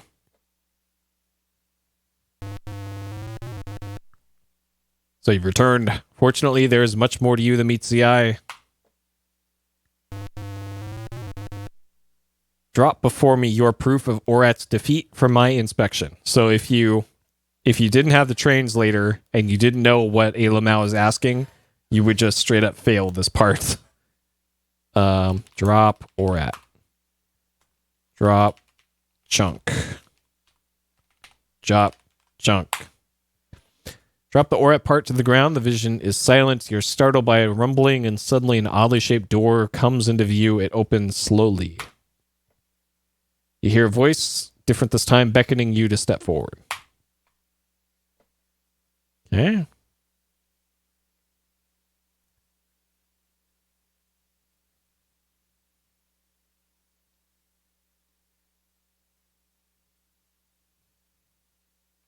Can't move here. Please do not be alarmed. We intend no harm. We're a peaceful race. We're cautious, however. Others don't share our way of life. Welcome to Corona. You're standing in the power generation facility of our underground settlement. All power here is produced by steam. That's unimportant to you, however. We have promised you transportation. Like, great, thanks. That's exactly what I wanted to know about this. How's your power produced? This is a skimmer. It hovers approximately half meter above the traveling surface. This is very important because of Grell. Yep, no sound effects here. Grell and his like dwell in the caves below the sand. If you stand on the surface too long, you chance becoming a rare moist meal for him. That was the thing that ate us a few times earlier. Skimmer's programmed to take you to a settlement on the other side of Corona called Eulance Flats. You can make further travel arrangements there. I'm sorry, this is all we can offer. I hope your trip is a safe one. Board the skimmer when you're ready to depart. Good luck, strange one. Okay. All right. What we got here? This place is most interesting indeed. A mixture of both old and new technologies. On one side of the chamber is a primitive steam generator. Its pistons pounding rhythmically turn steam into useful energy. On the other side is what appears to be a computer console. Okay. Let's save first. Look, computer. Does not appear to be in your sight. We're literally in front of this. Look, computer. Oh my god. Look, screen. Screen is dark. Look. Is there a slot? Slot is just about the size of a data card. Okay. Insert cartridge. Cartridge snaps neatly into the slot and the screen comes alive. Whosoever shall read this, my name is Dr. Vohall. I am a scientist with the Star Generator Project aboard the Starlab Arcata. We have just successfully completed development and testing of the Star Generator. During this time, I've come to believe that our progress has been monitored by others. I fear that the Sariens may have learned of our mission. If my fears prove true, the Star Generator and the people of our universe are in serious jeopardy. The Star Generator is a miraculous device. Used as intended, it will help preserve life for eons to come. Used as a device for evil, it will cause the destruction of millions of lives and enslave all who oppose the Sariens. Encoded within this cartridge are all plans and specifications for the construction of the Star Generator. Should any disaster befall the Star Generator project, scientists will be able to create a duplicate of the Star Generator with this information. Please guard this with your life. Return it to the Xenon ruling body as quickly as is possible. Important note, the Star Generator is capable of self-destruction. This was introduced to the system as a precaution. To activate it, one must enter the code. Let's write this down. 6858. Code. Got it. A 5-minute timer will begin to count down. Beware, anyone within 5 kilometers of the Star Generator will be in danger once the timer has been initiated. Please be careful and good luck. Okay. So we don't have the cartridge, so let's get the cartridge back. Hopefully. Cartridge. Retrieve the cartridge, yeah, because it's got that info on it. We need that.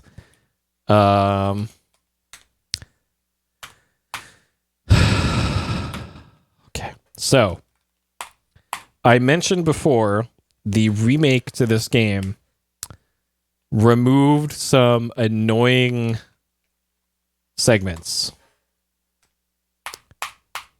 This is one of the segments that you could skip in look, skimmer. That you could skip in the remake. It just flat out says, like, hey, do you want to not do this? Skip it. And it gives you skip or not skip.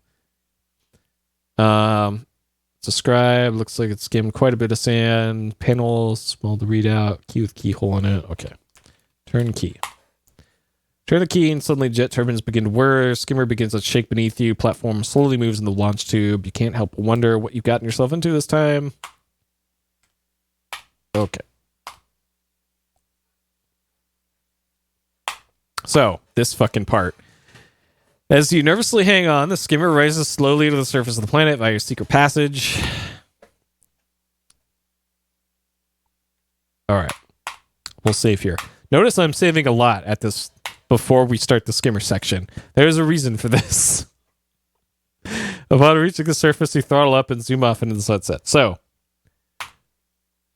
Settlement appears on the horizon. So I can only move left and right here. Oh, Jesus Christ. Okay. So there's one hit. We have moderate damage. So you don't have much time at all to react to these things. And you can see this isn't exactly quick. I remember years ago, oh shit, serious. Years ago, I ran the numbers by looking at the RNG for this section, critical. We're fucking dead. Great. You've eaten a few less donuts during the mission. You might have cleared that rock, Roger. All right, there's death number 1 on this fucking part. Good luck next time. I ran the numbers, and it was like a 1 in 10 million or so chance. Fucking hell, dude. 1 in 10 million chance to just park the speeder on the side of the screen here, turn up the speed all the way, and not get hit 5 times. Because you can see here, I'm already almost dead. Because I was theory crafting with somebody like how would you get past this part? Like what would be the point of where you would cut your losses on a run for this? Because obviously you want to get through this part as quickly as possible, right? So if you could just park your skimmer on the side and then turn up the speed to fastest like this, and then you're dead. The chances of getting through this part are like 1 in 10 million. It's so stupid. And if I put this on slow, the only thing that really changes here on slow is you can see the rocks more clearly as they run into your speeder. Because right there, my only option was to dodge left there, and it wouldn't have made a single bit of difference. I still would have hit that rock, or the one next to it. So even if you dodge on the actual frame that you can, you're gonna hit a rock if the game's RNG decides that you're gonna hit a rock. And this whole sequence takes like 3 times longer than normal speed if you do it at this speed. So it's like it just sucks all around. But just so that I only have to do this a minimum amount of times, I'll just do this on slow and do my best not to screw it up. Hey, Keeney. Yeah, we will see Fester in a later game. Our boy Fester Blatz. And then all the while during this, you get to listen to this incredible PC speaker sound. I did get a haircut, yes. I got a haircut like 2.5 weeks ago. It's been a few weeks since I last streamed because I was busy and then not feeling well for my booster shot. And then folks were over for the past few days for Thanksgiving stuff, as it was American Thanksgiving on Thursday.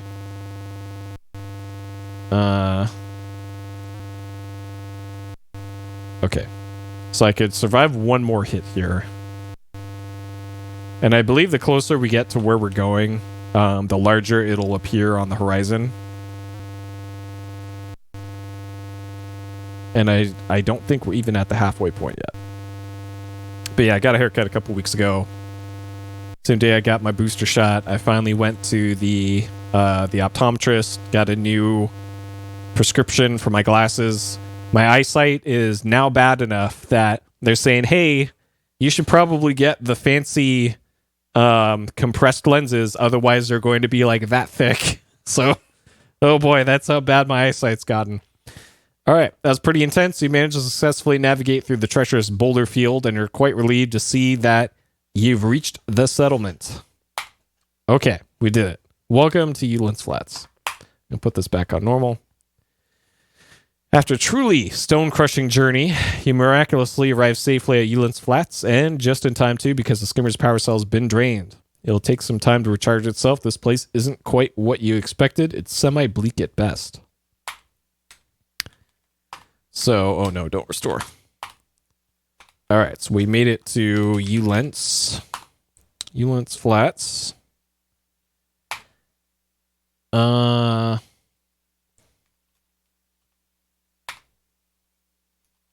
Get out of skimmer. Okay.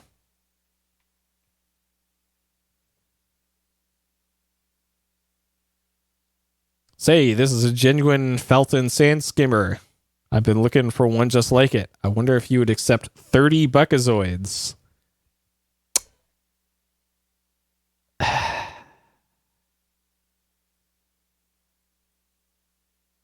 So I remember from the speed run, and I only did the remake speed run. You had to say no to this guy at least once, I think. No. Fine, be that way. Oh shit, he doesn't give you another offer? He just...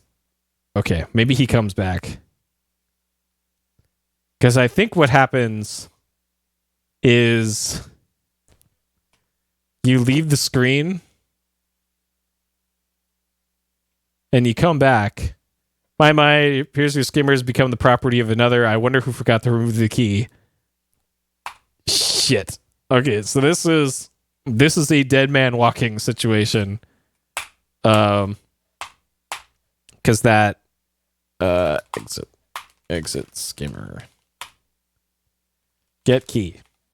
All right, key taken. Okay. So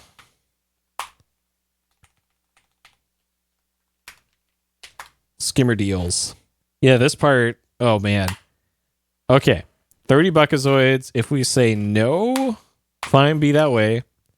If we leave the screen and come back again. Okay, this guy shows up again. Okay, final offer. Only doing it because look, you need it pretty bad. I'll give you 30 buckazoids and throw in a jetpack. I only used it once. Works great in zero gravity. You'll love it. Is it a deal? Yes or no? Yes. Glad we could do business. I'll just take the key. Thank you. Interesting. Stay. All right, and he pieces out with our old skimmer. Okay, so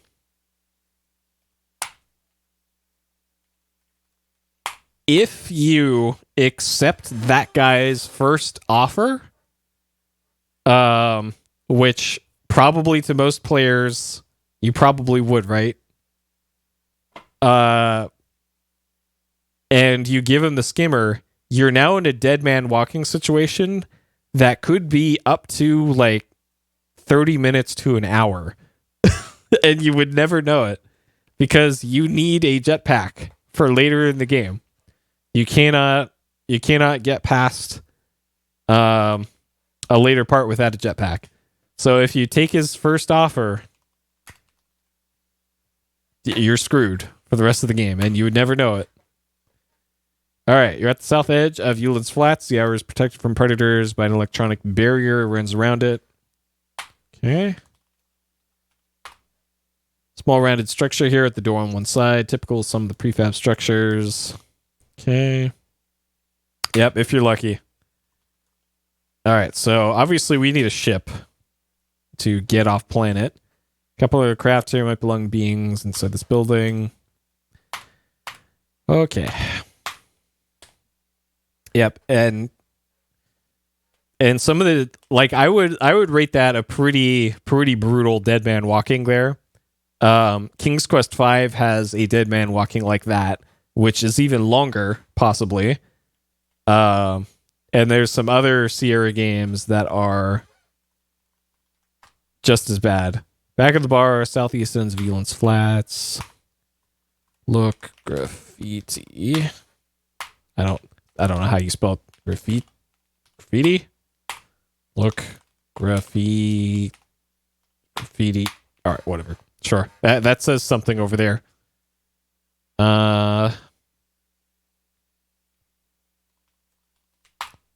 Strange pile of very fine white powder here. Its origin puzzles you. There's a strange burnt smell to it. Okay. Can we get it? Extremely fine dust seeps between your fingers. No need for it, especially considering its origin. Okay, sure. Droids be us. Look, shop. Exterior of Droids be us. There's a door here. All right, let's go in there. Welcome to Droids BS, the finest emporium for mechanized beings in the quadrant. We have a complete line of droids for any purpose imaginable. Well, almost any. All top of the line, but I suppose you would probably be interested in our sale items. Please walk this way. All right, let's buy a Gundam. We got how many? We have some amount of Buckazoids. Look. Zoids. Buckazoids, flat piece, precious alien metal. You have 30 of them. Okay. What will 30 Buckazoids get me?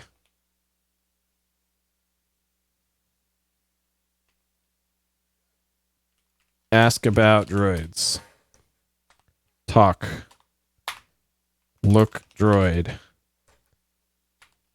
Okay. Let's stand in front of this one. Again, it's a good all-around droid. Sure, it may seem a little dinged up, not as bad as it looks. There's still quite a bit of life left in it. Great little companion. Only 40 Buckazoids, 32 a coupon. Huh. We don't have a coupon, as far as I know. This model's ideal for flight systems operations. Pilot any modern fighter or cruiser. One of the most experienced droids we carry. 45 Buckazoids, 36 a coupon. All right. I got it from some gambling type who was required to pay up or perish. Okay. Well, we can't afford either of the two in the sale area, so let's... Collector's item, very first droids ever built. Someday, rare piece, bringing a small fortune, not for sale. Okay. What about the Gundam here in the center? The Peacemaker. Primarily security, crime situation, capable of apprehending, trying, sentencing, and punishing the offender on the spot. Swift and effective, 368 Buckazoids. All right, it's just Judge Dredd. That's what that is. And this one, compact unit, off units for mining, short and stocky, working areas, hazardous, non-mechanized, 325 Buckazoids, 294. Okay. Yeah, maybe we can afford the Peacemaker at some point. Okay, so we can't afford anything here there just yet. Okay. North end of Eland's Flats, building to the east. Okay.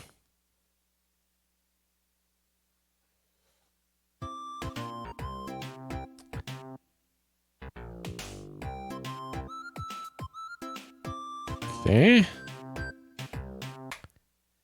Actually, not a bad looking ship. A Duralian model cruiser. Reputation for quickness and reliability. Okay. Can we...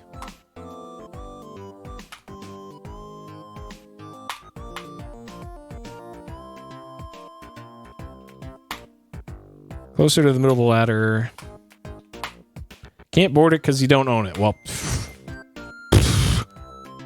Boo. Tiny's used spacecraft. Howdy, bucko. Can I interest you in one of the finest little used spaceships in the galaxy? You look like a man of discerning taste. That's me. Yes. Ask about ships. What about this one? Give me the Alamau UFO. Unique little unit, never been flown over Mach 3, owned by a little old lady from Glandsdorm. You have to fly it to believe it. And now she could be yours for only 99 buckozoids. I don't recognize this. What is this? Zeldo. Minish Cap. Oh, that's why. I've never played Minish Cap. Don't let appearances fool you. This baby may be a relic, but a classic. Dependable as the day we got her. Just think, only won the quadrant. I guarantee it. 185 buckozoids. Okay. Maybe you can tell me about the one up here.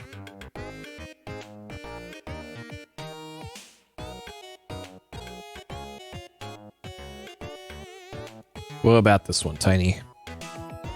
Yeah, with good eye, keenest little scrambler, top of the line, cruising the asteroid fields. Outright steal at 214. Okay. Talk about... Is there a coupon?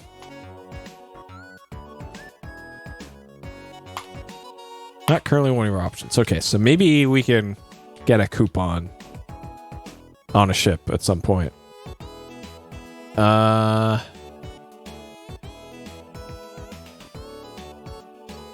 Against the barrier, so we can't go any further south here. Probably can't go to the west either.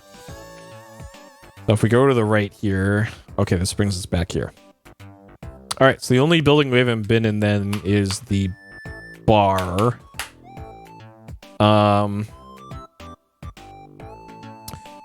So it sounds like we need about 250 buckozoids for a ship and a droid. Because we're going to need a droid to fly the ship.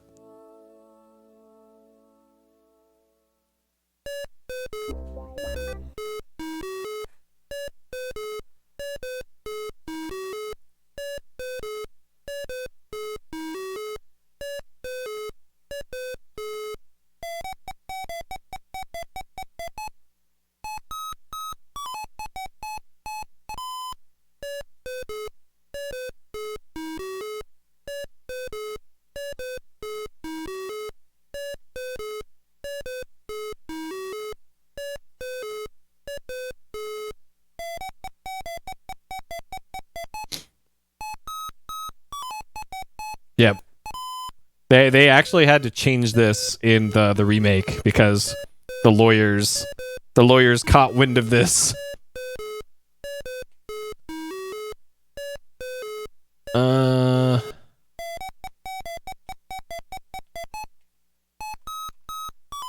what we got here? Seedy little place, Galactic riffraff are seated at the bar. The bartender drops by occasionally to serve them. Band is cranking out some of the more popular tunes in the quadrant. There's a slot machine standing near the bar. You notice a sweeper in the lower corner of the room. It must get messy here. No one seems to notice or care that you've entered the bar. Alright, look band. On stage are two heavily bearded gents and a relatively clean-shaven drummer. They're one of the hottest bands in the quadrant. Sure. Electronic slot machine. Okay. So, this is how we're going to make money in this.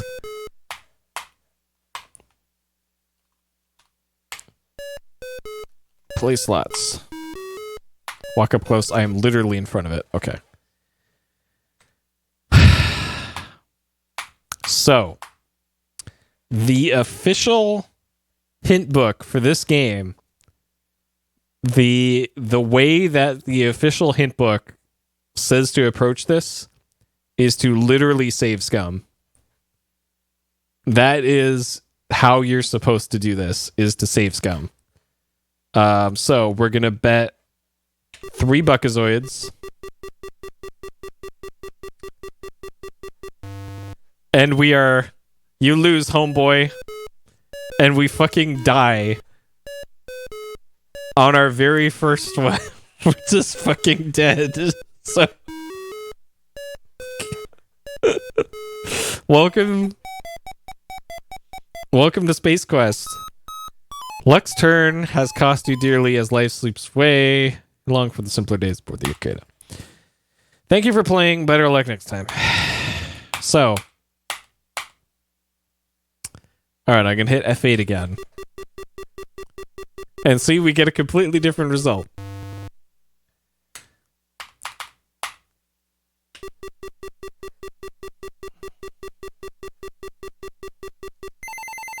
Alright. We won $3. Great.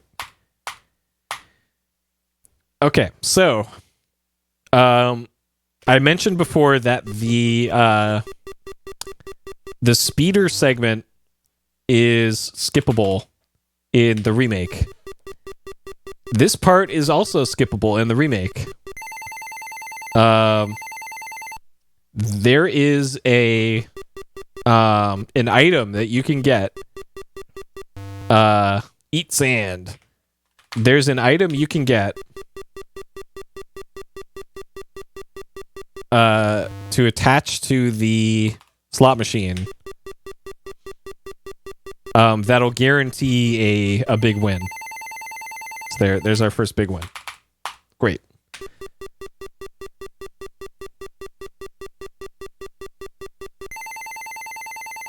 All right, another big win. So this is how you're actually supposed to do this. Is just save scum, eat sand.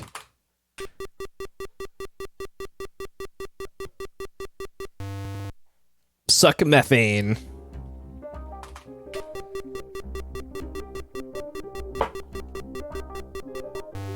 Nice. Fucking dead. Alright, I'll count those deaths.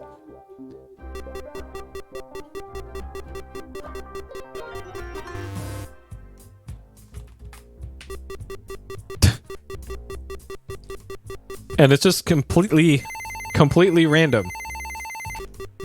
Completely random. There's nothing the player can really do about this.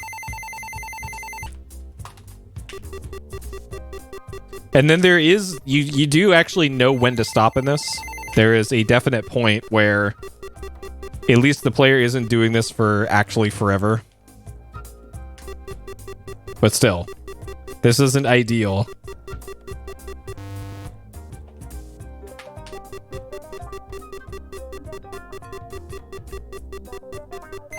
Yo, $15, I'll take it.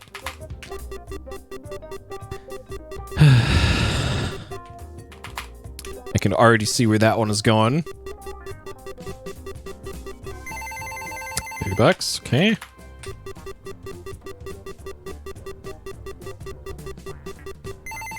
Okay.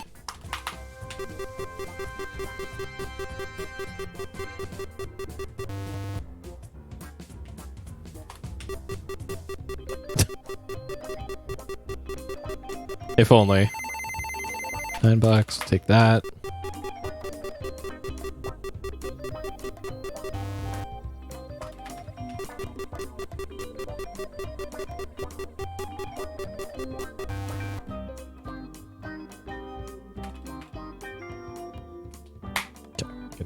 Turn this up at least. That's death.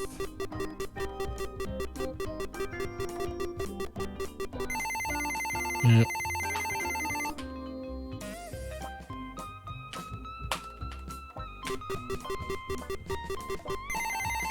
Okay.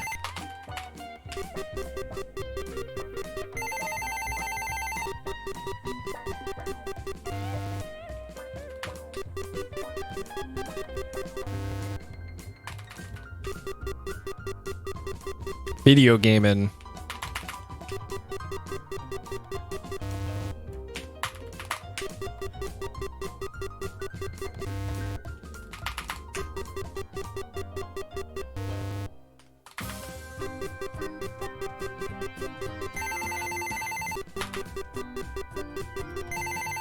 Okay. All right, we're getting there.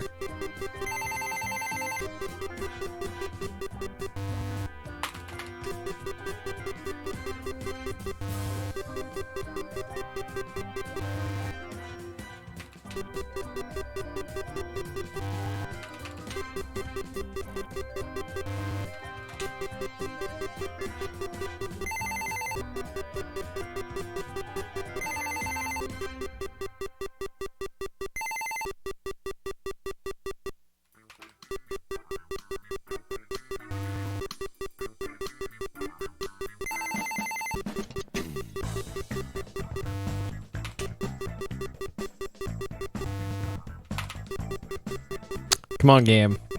There we go. Okay, we're almost there.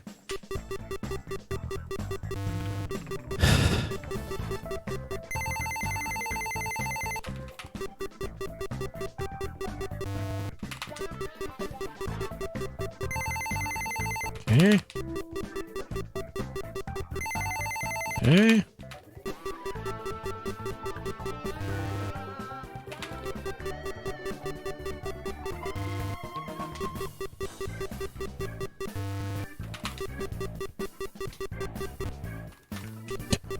Already tell.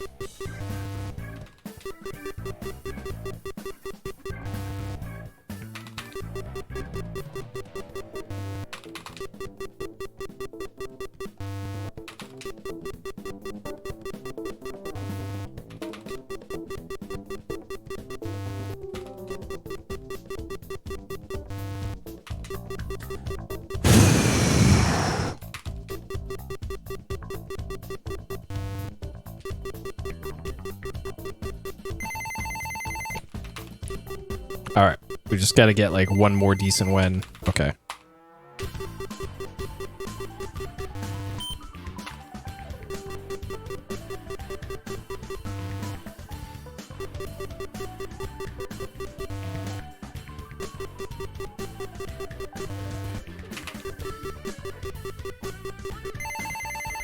Eh.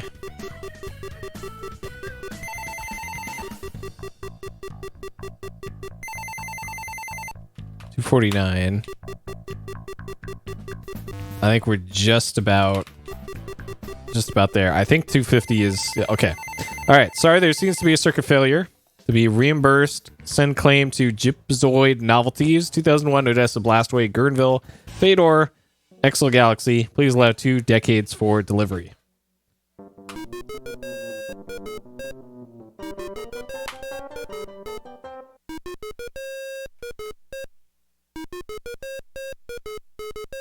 All right. Order drink.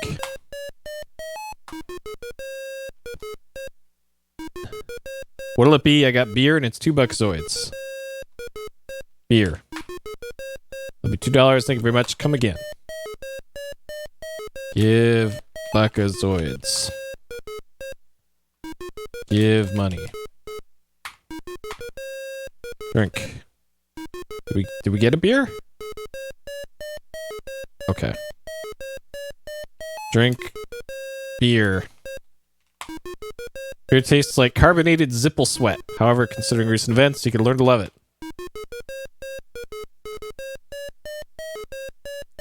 Okay.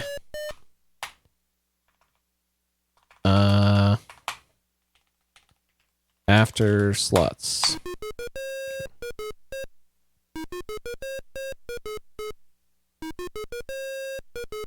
Got beer. Order beer. Yes. Beer. $2. Drink beer. Gulp, gulp.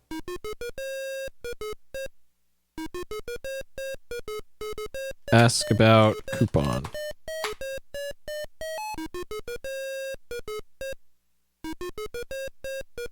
Beer. Drink beer. So you sip another one, you overhear someone at the bar speaking. There I was, cruising through Sector HH, when I spot this blip on the scanner. Sector HH. So I head towards it, you see, and right there in front of me sits the Deltar. It's just sitting there, my hearts start hyper-warping on me. I figured my milliseconds are numbered. All I can think of is get my craft out of there, so I'm reaching for the throttle. All of a sudden, there's this incredible flash of light you see. Just like that, this little planetoid explodes into a ball of fire. I tell you, I've never seen anything like it. I mauled the throttle and got out of there quick, you bet. Okay.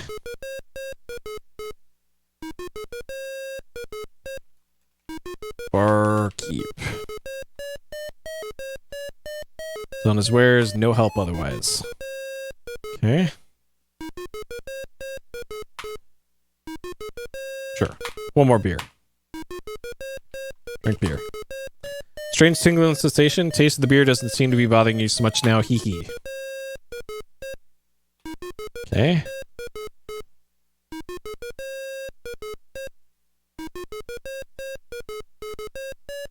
I think I'm in dead man walking now, maybe. Say there, pal. Come to my attention. You're in the market for some transportation. I may be able to help if you follow me. Show me a fine little piece of machinery that'll knock your eyes out. How many buckazoids we have? We have 242. I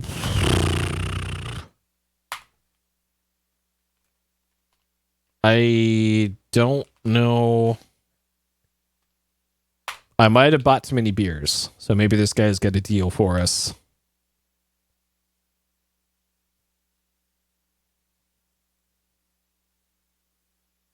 Hold it right there, pal. This is a stick up. I'll just relieve you of your cash. Thank you very much.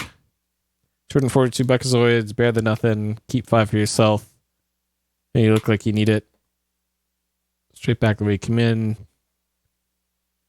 Grell kibble.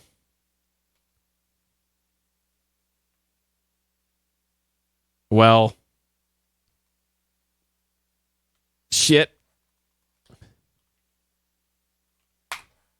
We have 5 buckazoids. That's not going to get us off planet. And I think the slot machine is broken.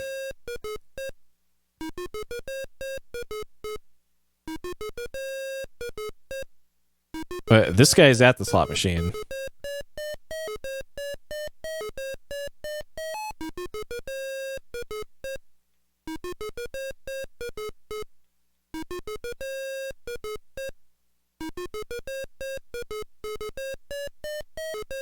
I'm pretty sure this is, oh,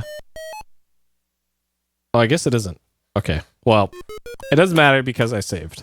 So, we're just going to not get mugged by this guy. Alright, so we have 242 buckazoids.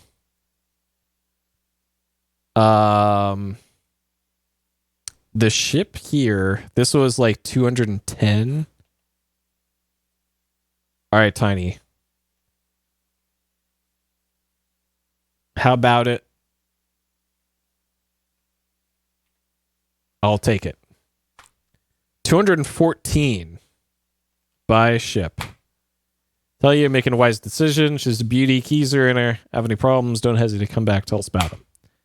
Heck of a pleasure doing business. Gonna need a droid to help you fly that thing. Good luck. Come again. Shit.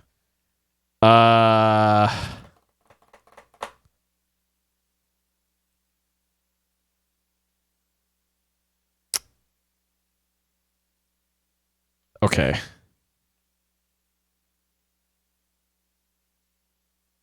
So we have 28 buckazoids. I bought 6 beers, I want to say. Yeah, I think I need to go gamble again. Sale items. So this was... So I want the one on the right.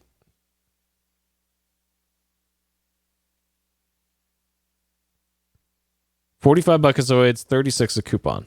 So we need 8 more buckazoids. And that's the coupon, which I don't have. I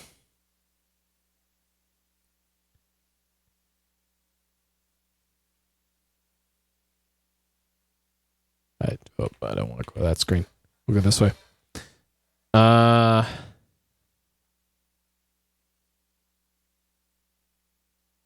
trying to remember if the coupon was like...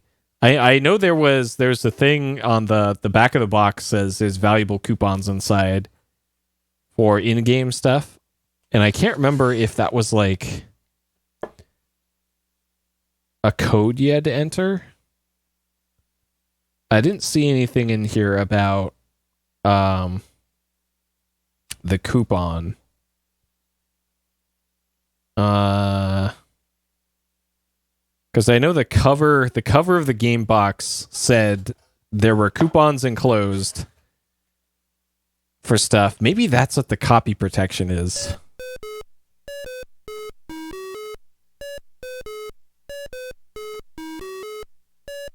All right, we'll wait until this guy gets fried and then do some more gambling.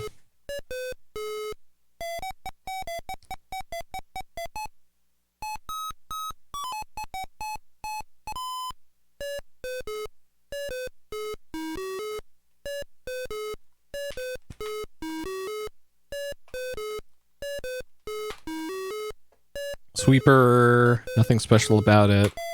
Okay. All right, we'll let it clean up here.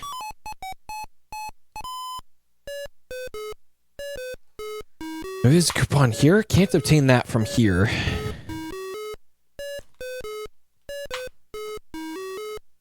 For more information, refer to coupons enclosed in oh, God. There's probably something I have to say to the NPC in the store.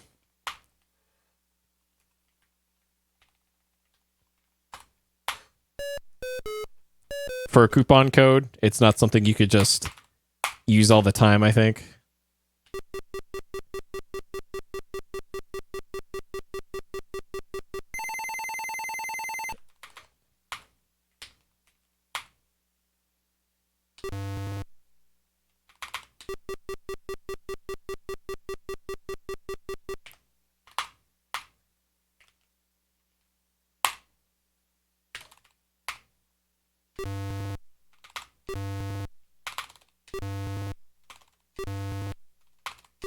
Oh man, hopefully you can actually win this. Okay. $30. Okay, we're at 50. So 50 is enough, I think, right? Because it was either 36 or 48 without the coupon, I think. So I think we're good now. So we technically don't need the coupon, I guess?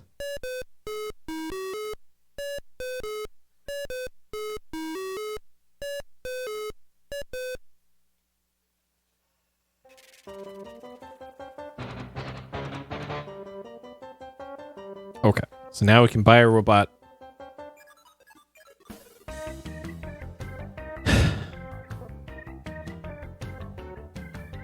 Trying to think of anything else I might have missed.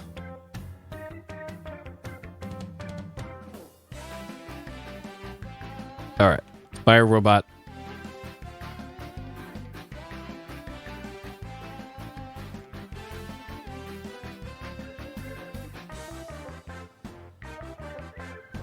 $45, buy robot. Using your discount coupon, you've made a relatively decent purchase of a pre-owned sale item. We had a coupon this whole time, apparently? Okay. Alright, then. We got our Peepo. Peepo's now following us around. Alright, Peepo, let's roll. Okay, I guess the game just assumes you have a coupon. Somehow. Alright, Peepo. Onward.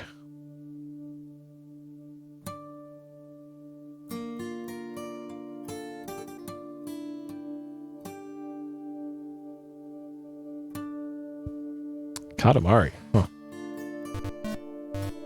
Alright, Peepo.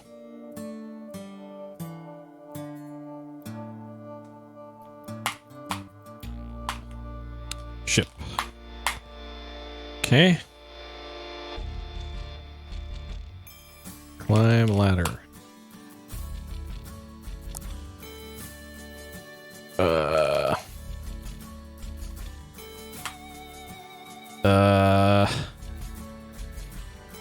Let's put on our jetpack. There's gravity here, okay. Start ship. Look controls. Inside the ship, you notice there's no controls here, just a button marked load. Tony must have been serious, and he said you need a droid to fly it. Okay. Press load. Alright. What sector shall I head for, sir? Asked the droid. And we previously overheard in the bar that the ship, the Deltar, has been spotted in Sector HH. So, Sector HH.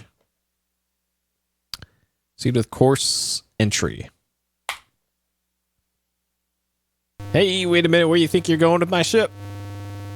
Alright. We bought somebody else's ship. Alright.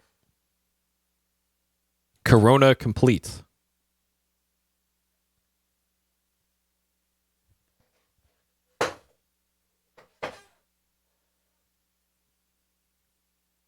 Well done, Roger. You managed to overcome the elements of Corona, from endless deserts and spider droids to obnoxious salesmen and baboos. Yes, the sand in your boots shall forever serve as a reminder of this forsaken planet. You should feel proud, but now destiny awaits with an even greater challenge. Hang on, sir. We're headed into an asteroid field. Okay. So I think if you bought a crappier ship, you just die here. Because this ship is made for dodging asteroids. Like that.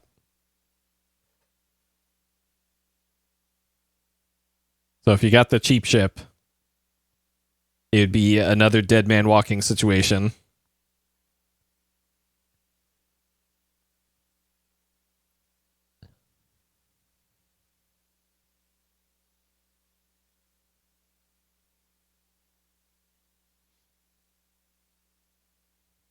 You've established visual contact with the ship of Sarien origin, says droid.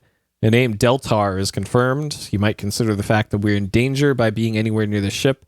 Hope you didn't waste money on the extended warranty when you purchased me. I will slow our approach and stand off at a safe distance. Okay. So I can't enter commands right now.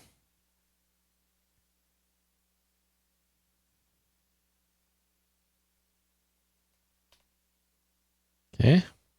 Look at that sick-ass pixel art.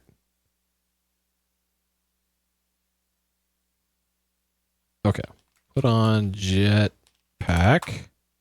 Now wearing the jetpack, small control linkage snaps onto the back of your helmet, allowing you to control it merely by focusing on where you want to go. Okay.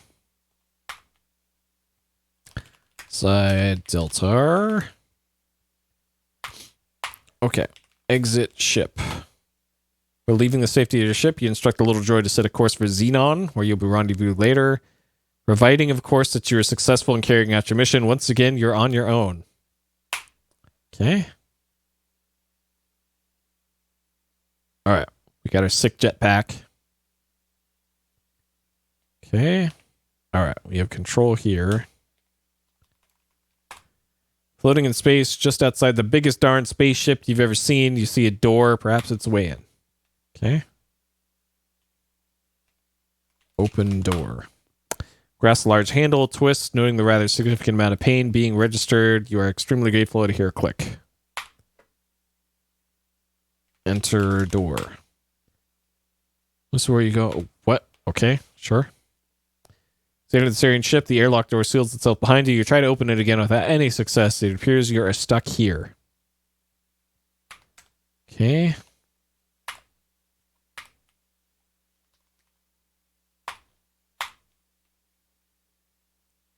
All right, in the airlock. Door is not impressed. You're in an airlock. Door is not impressed. So we have a knife, glass, key card.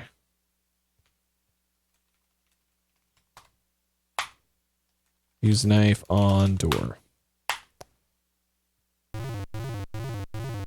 Oh shit. Okay. Oh shit.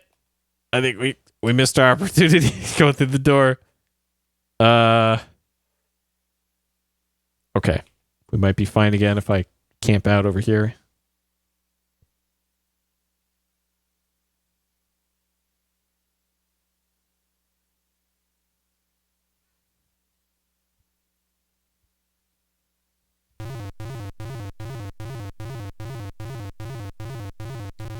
All right. Duck robot.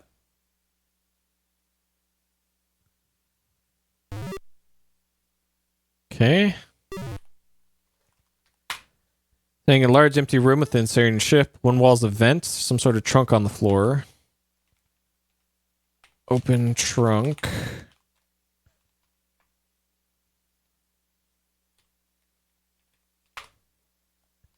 Look in trunk. Empty. Get in trunk. Climb in the trunk. Lid pound shut above you. Now what? You hear voices, muffled, then louder. You suddenly feel the trunk lift off the deck and the sensation of movement. After a few minutes, the trunk thuds to the floor, causing you to see stars in the darkness. The voices sound farther away than gone. Okay. Exit the trunk, you notice that you've lost your jetpack.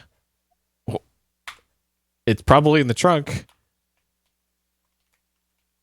But okay, sure. What we got here? Ship's laundry facilities.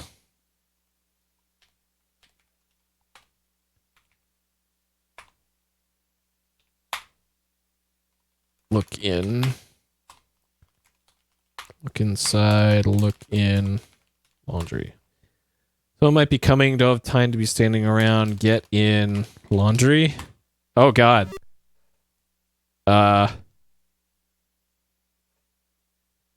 You think somebody would notice that? Well, Roger, it certainly appears that you're about to come all washed up. Well,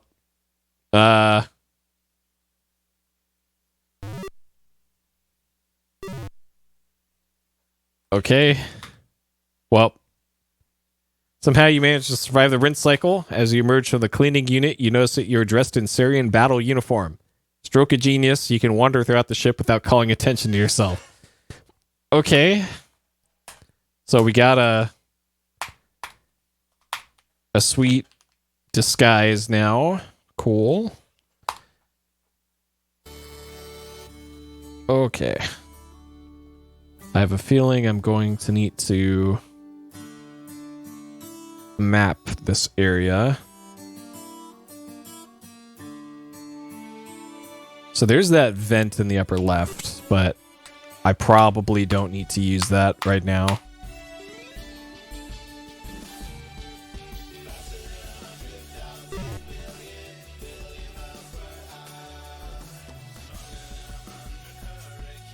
Okay. So I can probably only go left and right.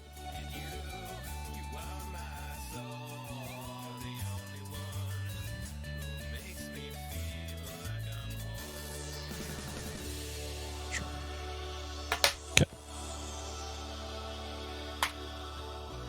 2 elevators here. Okay. Can I go south?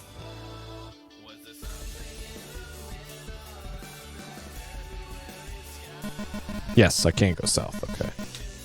So we got some sort of robot south of here. And we got the weird split map here again.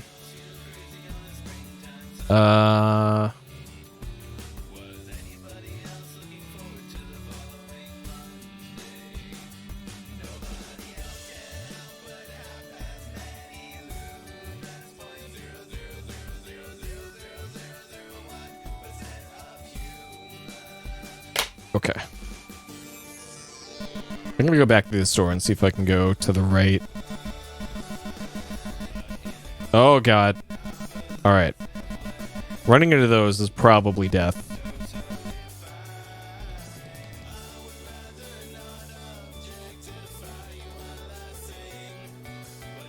Okay. This is gonna be tough to map. So we got foreground,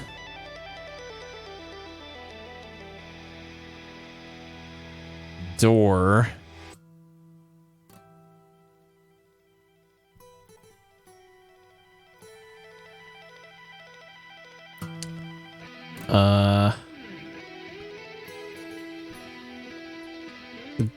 Does this song really mash up Roundabout with Katamari? Okay, we got an elevator down, elevator up. Okay.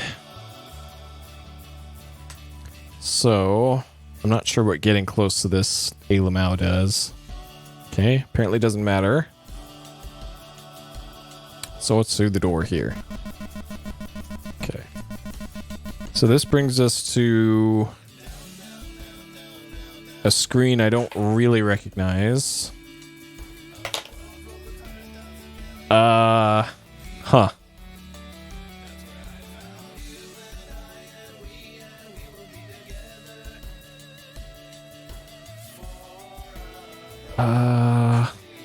I'm not sure if the bottom half of the screen is a dead end on the left. It looks like you can exit screen right, but that looks like a dead end on the left. So I'm going to mark that as a dead end. Okay. And I have a feeling if I go left from here, oh man, this will bring me to the place that I've already been. Yeah. Okay.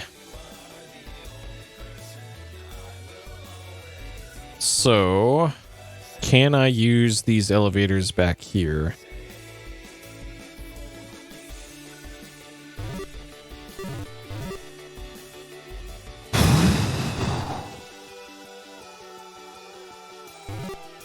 Yes. But where does this one go then? That one's not usable. Ideally, I'd like to get, okay, to the room over here and then take that elevator down.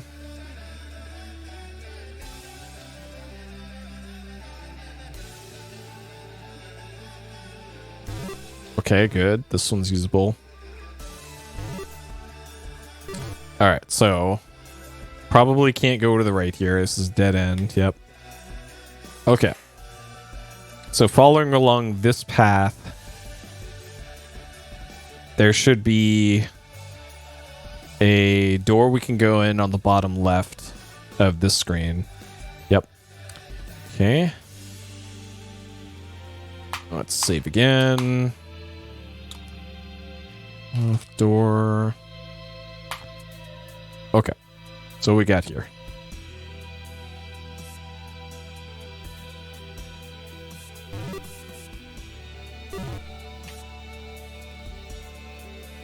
Thing, a large empty room within Sarien ship 1-1.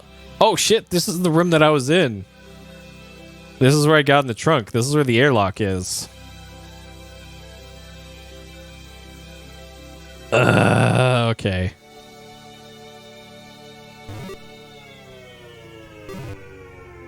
Alright. So that's not going to be useful. Hey, Prism. It's going great. I'm playing some Space Quest. It's gone as well as you can expect a early Sierra adventure game to go.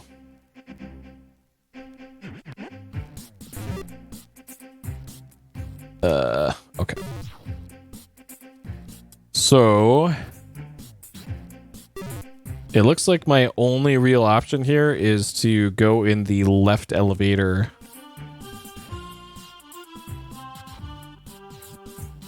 Over here.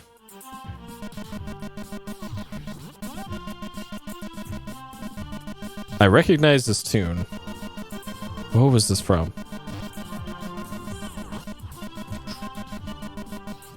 Final Fantasy Legend. Huh. Okay. Sure. Wouldn't have been my first guess. Okay. So in this area, we got...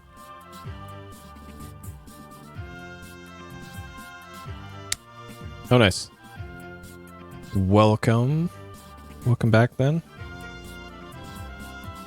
Okay, so we got door here. Okay. Hey, Tiffany. Yeah, maybe. Maybe, just maybe. I played this one before.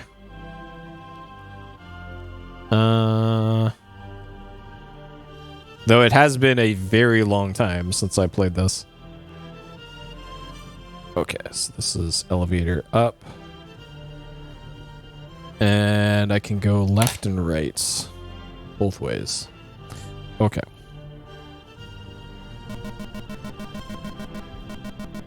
Oh god. Oh god. Okay.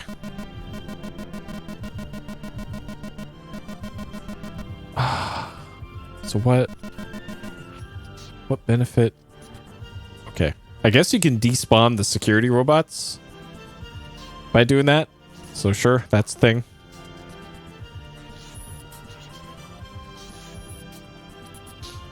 Oh geez. Well, that means you monopolize all the tips then, right?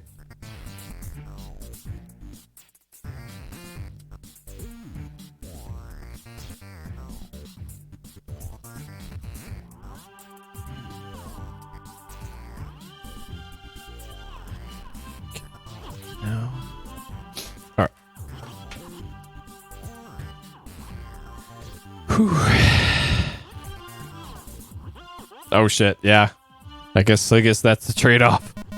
Okay, let's despawn robot if we can. All right. Well, let's despawn this guy if we can.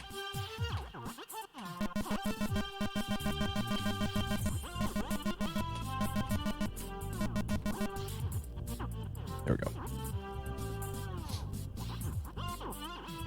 Yeah, I bet like the days that are actually eventful at a dispensary are probably very eventful.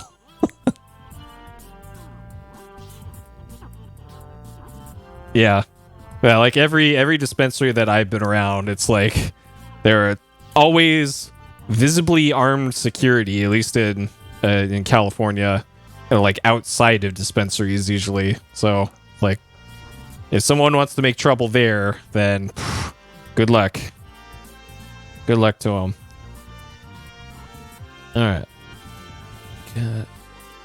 So that looks like the star generator. And it looks like the only way to get to it is from the bottom left door. Oh, an AZ, okay. Look room. What we got here? On an elevated walkway inside an enormous chamber, peering over the railing, you see the stolen star generator. Oh, check IDs, nice. Well, that's good. That's less high stakes than like it always seems tense, I guess, is how I would describe the atmosphere, like a block around a lot of the dispensaries around here. But then again, I've never been inside one. I'm not a weedologist, so I wouldn't know. That's just been the general feel that I get.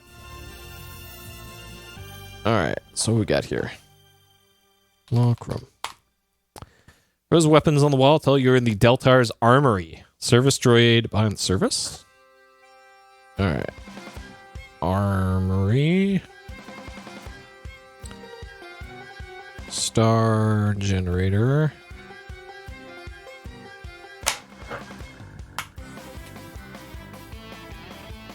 I feel like I've heard this song too. This is a racing game, isn't it? Oh, Crash Bandicoot. Yeah, okay, that's why I've heard this before. Look, counter. 2 gas grenades sitting on the right side of the counter. Look, gun. The destroyed sees you eyeing the laser weapons on the wall, informs you that they're not available to GI personnel such as yourself. Please supply me with your ID card.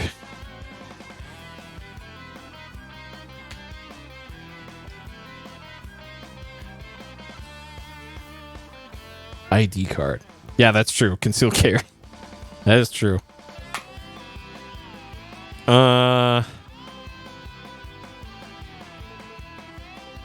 Shit, I need an ID card.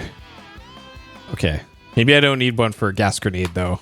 Get grenade. Punishable by death. Okay, well. Check pockets. Look in pocket. In the pocket of the uniform is an alien identification card. All right. The name on the card is Butston Freem. I wonder if this is a common Sarien name. All right. So we're the canon name for Roger Wilco in this playthrough is Poop Butt. So this is pretty close. Pretty close. That'll be our Sarien name.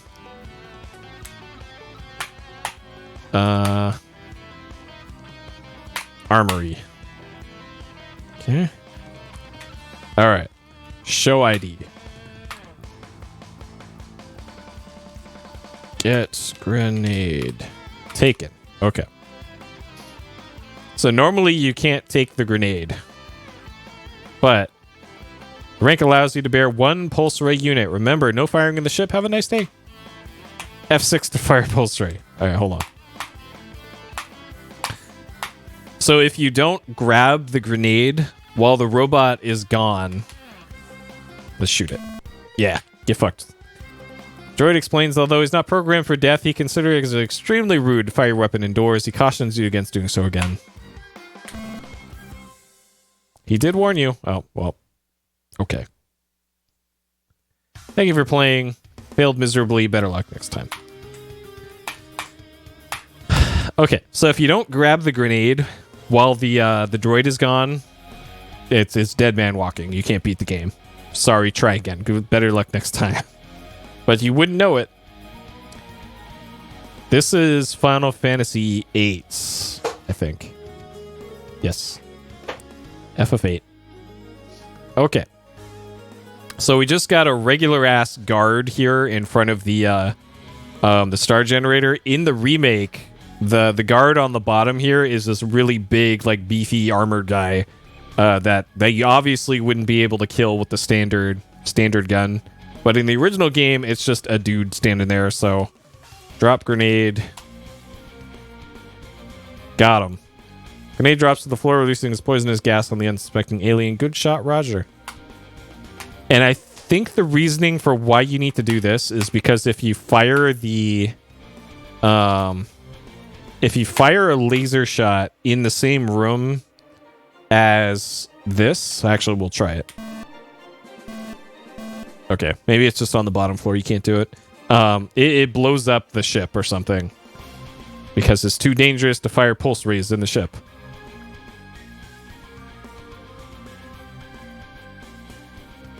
Okay. So I need to go into the elevator at the bottom left.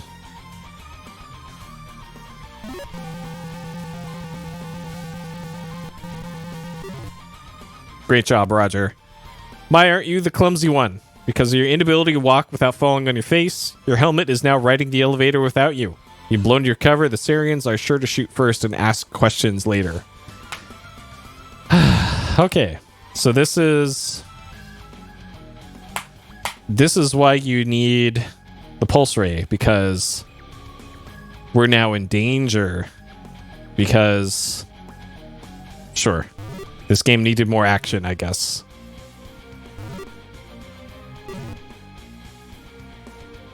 And I think the enemies can just appear at any time. And you have like a quarter of a second to react. Yeah, see, like I thought I was pretty quick on the draw there. And I still died. Great. Thank you for playing. Better luck next time. Oh boy.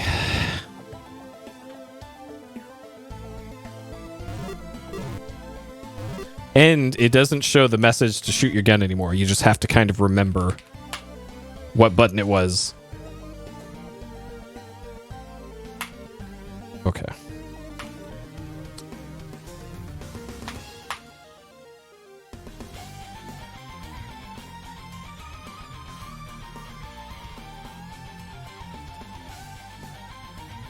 Let's actually say one more time right there. All right, F6. See, right there. You have to, like, kind of know that they're there ahead of time, or else you're just going to die. All right.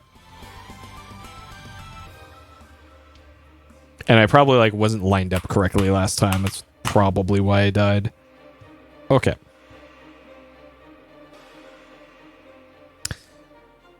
I don't know. I haven't played this enough to know if it makes a difference. Okay, so if I shoot the pulse ray in here. Okay, apparently it doesn't matter. Sure. Search body. A remote control device or some sort, one button labeled on off. Okay. Push off. Use remote.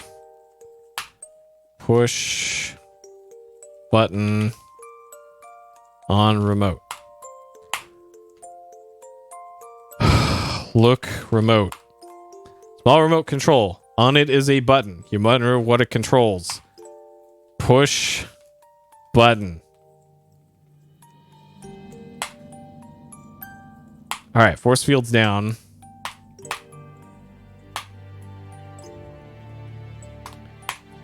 Okay, so if you remember, at the beginning of the game, we got the cartridge, right? The Astral Bodies cartridge. We kept the cartridge with us until the end of the desert part, where we put the cartridge into the cartridge reader. On that was a message from the chief scientist, Sludge Volhall, who told us he put a self-destruct mechanism into the star generator, and then gave us the code to do it, which is 6858. And the message also said that once we enter in the code, we have 5 minutes until it blows up everything. Shoot generator.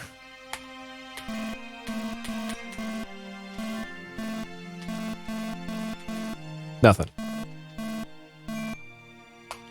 That's so weird. Yeah, I don't know why. Like, maybe the guy at the bottom of the stairs, like, can't be shot in time or something because he can't line up correctly. I don't know. There must be a reason for why you have to use the gas grenade on him. So before I enter in the code, I'm gonna save because we only have limited time to get the hell out of here. Enter code. Enter 6858. Use code. Look generator. Look control. Look panel. Okay. And then they give you this sick interface to do this. All right. F6, select the key. Okay. 6, 8, 5, 8. Enter. Detonation cycle has begun. Star generators come alive. The heat that this thing is starting to generate tells you that it's time to blow this taco stand. Blow taco stand. Alright, let's get the fuck out of here. Alright, F6, auth the ready.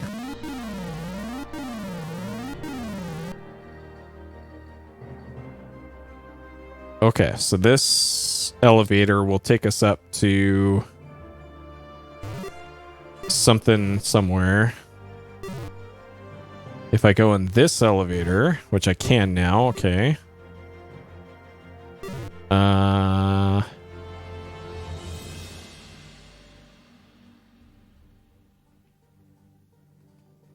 What we got here? Shuttle launch bay aboard the Sarien ship. Okay. Enter shuttle. Swiftly slip into the sleek ship. Try to say that 3 times fast. You swiftly slip into the sleek ship. You swiftly slip into the sleek ship. You swiftly slip into the sleek ship. Boom. Look, controls. Press launch.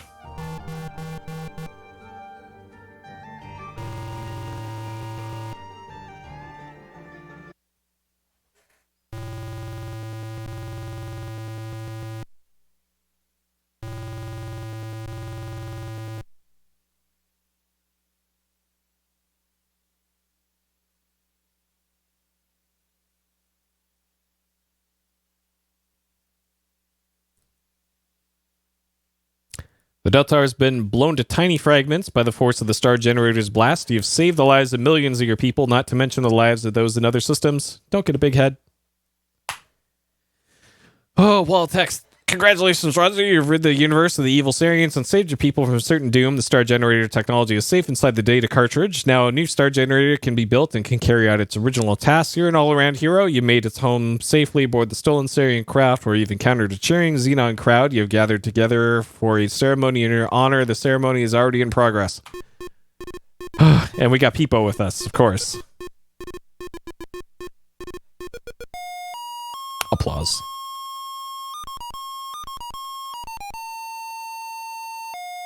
As a token of appreciation, you're presented with a golden mop.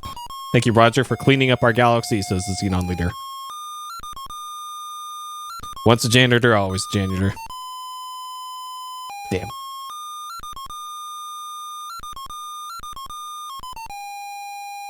Thank you for playing Space Quest. Watch the Space Quest 2 in 1987, I think. Thank you.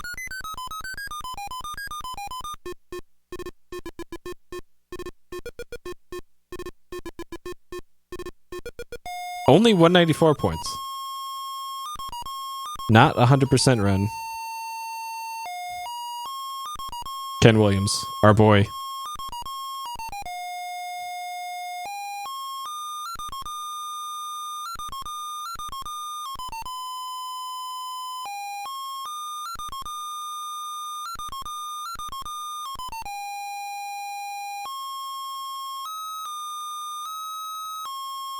I know what I missed. The entire human race.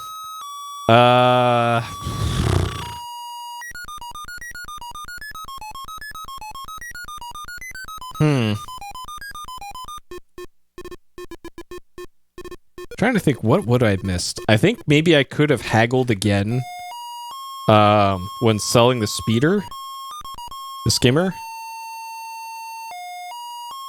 Because I think you can say no twice to him to get the final offer, but I took the middle offer with the jetpack. But I'm not sure if that's okay, and that just does that all over again.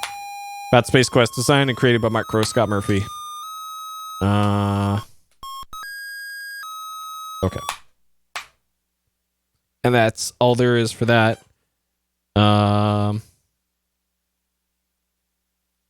Oh, it's jetpack? Yeah, what did I miss here? Blow up the Orat. Oh yeah, it's blow up the use the robot to blow up the Orat. So because that's kind of the harder solution to get for that. So it figures they would give you more points for that. Okay, so 2.5 hours for Space Quest 1. What time is it? We could do a bit of Space Quest 2. Let's do a quick wrap up here on 1 before jumping into 2 for an hour or so. Okay. Space Quest 1. Completed? Yes. Cheated? No. Alright, things I liked.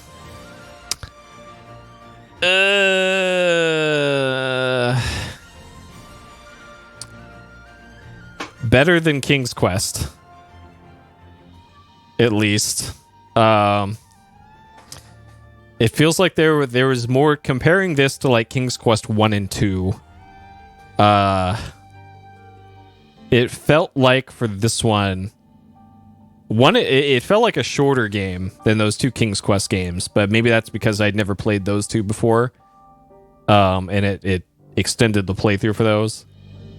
It felt like Space Quest is a little bit more focused on exactly what the player has to do. And a lot of King's Quest just felt like a whole bunch of like fairy tales mashed up into like, this screen is about this fairy tale, and this one's about the billy goat, and this one's about meeting some elves down a well. But Space Quest definitely has more arcs to it, I guess. Like this part, you're escaping the Delta. This part, you're surviving on the desert planet. This part, you're making your way around town, and then this part, you're on the ship at the end. So I like the structure of this much better than the King's Quest games. Let's see. Better writing than King's Quest? Let's see. It's kind of difficult to come up with a lot of stuff for this. It's mostly the negatives that I could say for this. Having to save scum the slot machine. The desert skimmer part. Both. I will fire as many shots as I need in Roberta's direction. Though that said, at least King's Quest didn't have some bullshit like the desert skimmer and the slot machine, where the actual literal solution that the official hint book to the game tells you to do is to save scum. Like if you get the hint book where it has this little like magic window thing, and one of the questions is, how do I make money to buy a ship? And it says, go to the slot machine and save the game when you win and load it when you don't. That's what it says. So that's how they actually intend you to do that, is to save scum. Which, man, that's not very good design. Which is why they changed that in the remake. They made it so that there's a little item you can put on the slot machine to cheat, and then it just pays out all the money that you need every single time. So you don't have to save scum in the remake. Let's see here. Yeah, that's about it for that. Sure, 8 miles, yep. Difficulties is hard. So this has a few dead man walkings that you could run into in it. So that automatically puts it in the upper tier of difficulty. If your game has a dead man walking or a soft lock that you can get into, that's not great. That's not great game design. And having to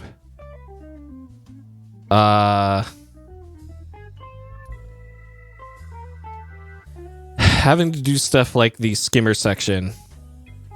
Yeah, I'll put it like this. Though that said, nah. This is more like this, and it's mostly because you can't really die on nearly every screen in this, whereas something like King's Quest, like 3, for instance, you could feasibly die in almost every single screen of that game.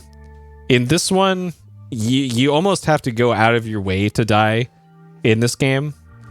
So in that respect, a little bit on the easier side of the Sarien games, though still difficult. It's not like this is a Monkey Island game where you actually can't die except for one very specific instance in one of the games. And then rating 1 to 5. So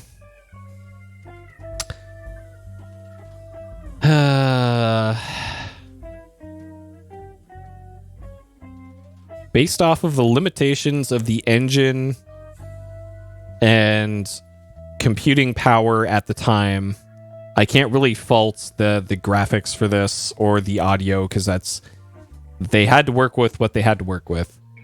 The writing, I think, was pretty good. So that's some points in its favor.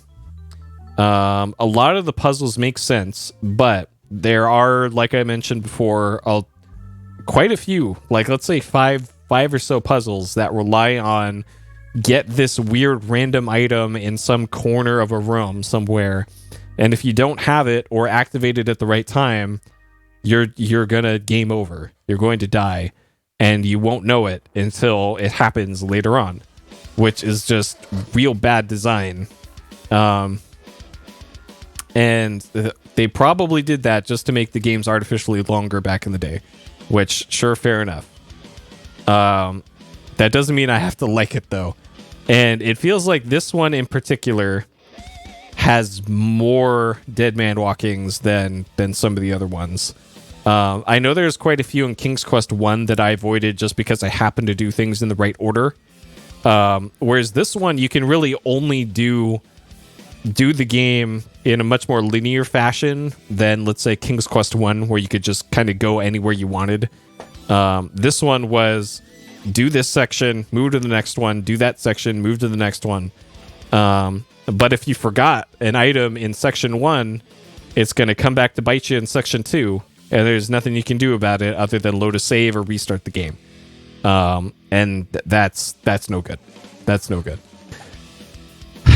So I think I got to give this one a 2, just because of that. It felt short. It's got these dead man walking parts. I really didn't like the speeder section. That just felt unnecessary. Having to save scum the slot machine. The whole part with trying to sell your skimmer, and if you take the first offer, that's a dead man walking because you didn't get the jetpack that you'd only get from the second offer, and you wouldn't know it until you reloaded it. Or like, oh god, it's stuff like that just really, really bothers me, and that's why, for the most part, things like that don't exist anymore in modern gaming. Like, yeah, and especially if they fix that in the remake too. Like, they knew they messed up, and they fixed that in the remake. And like, I don't think situations like that even exist anymore in modern gaming. Like, I've never played any of the Dark Souls or Souls games at all, but I'm pretty sure even those games don't do stuff like that.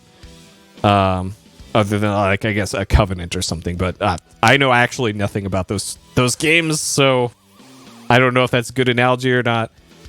But yeah, it's stuff like that just really, really rubs me the wrong way. With Space Quest Chapter 1, the Sarien encounter done in 2.5 hours, 30 deaths, 59 saves. A 2 out of 5.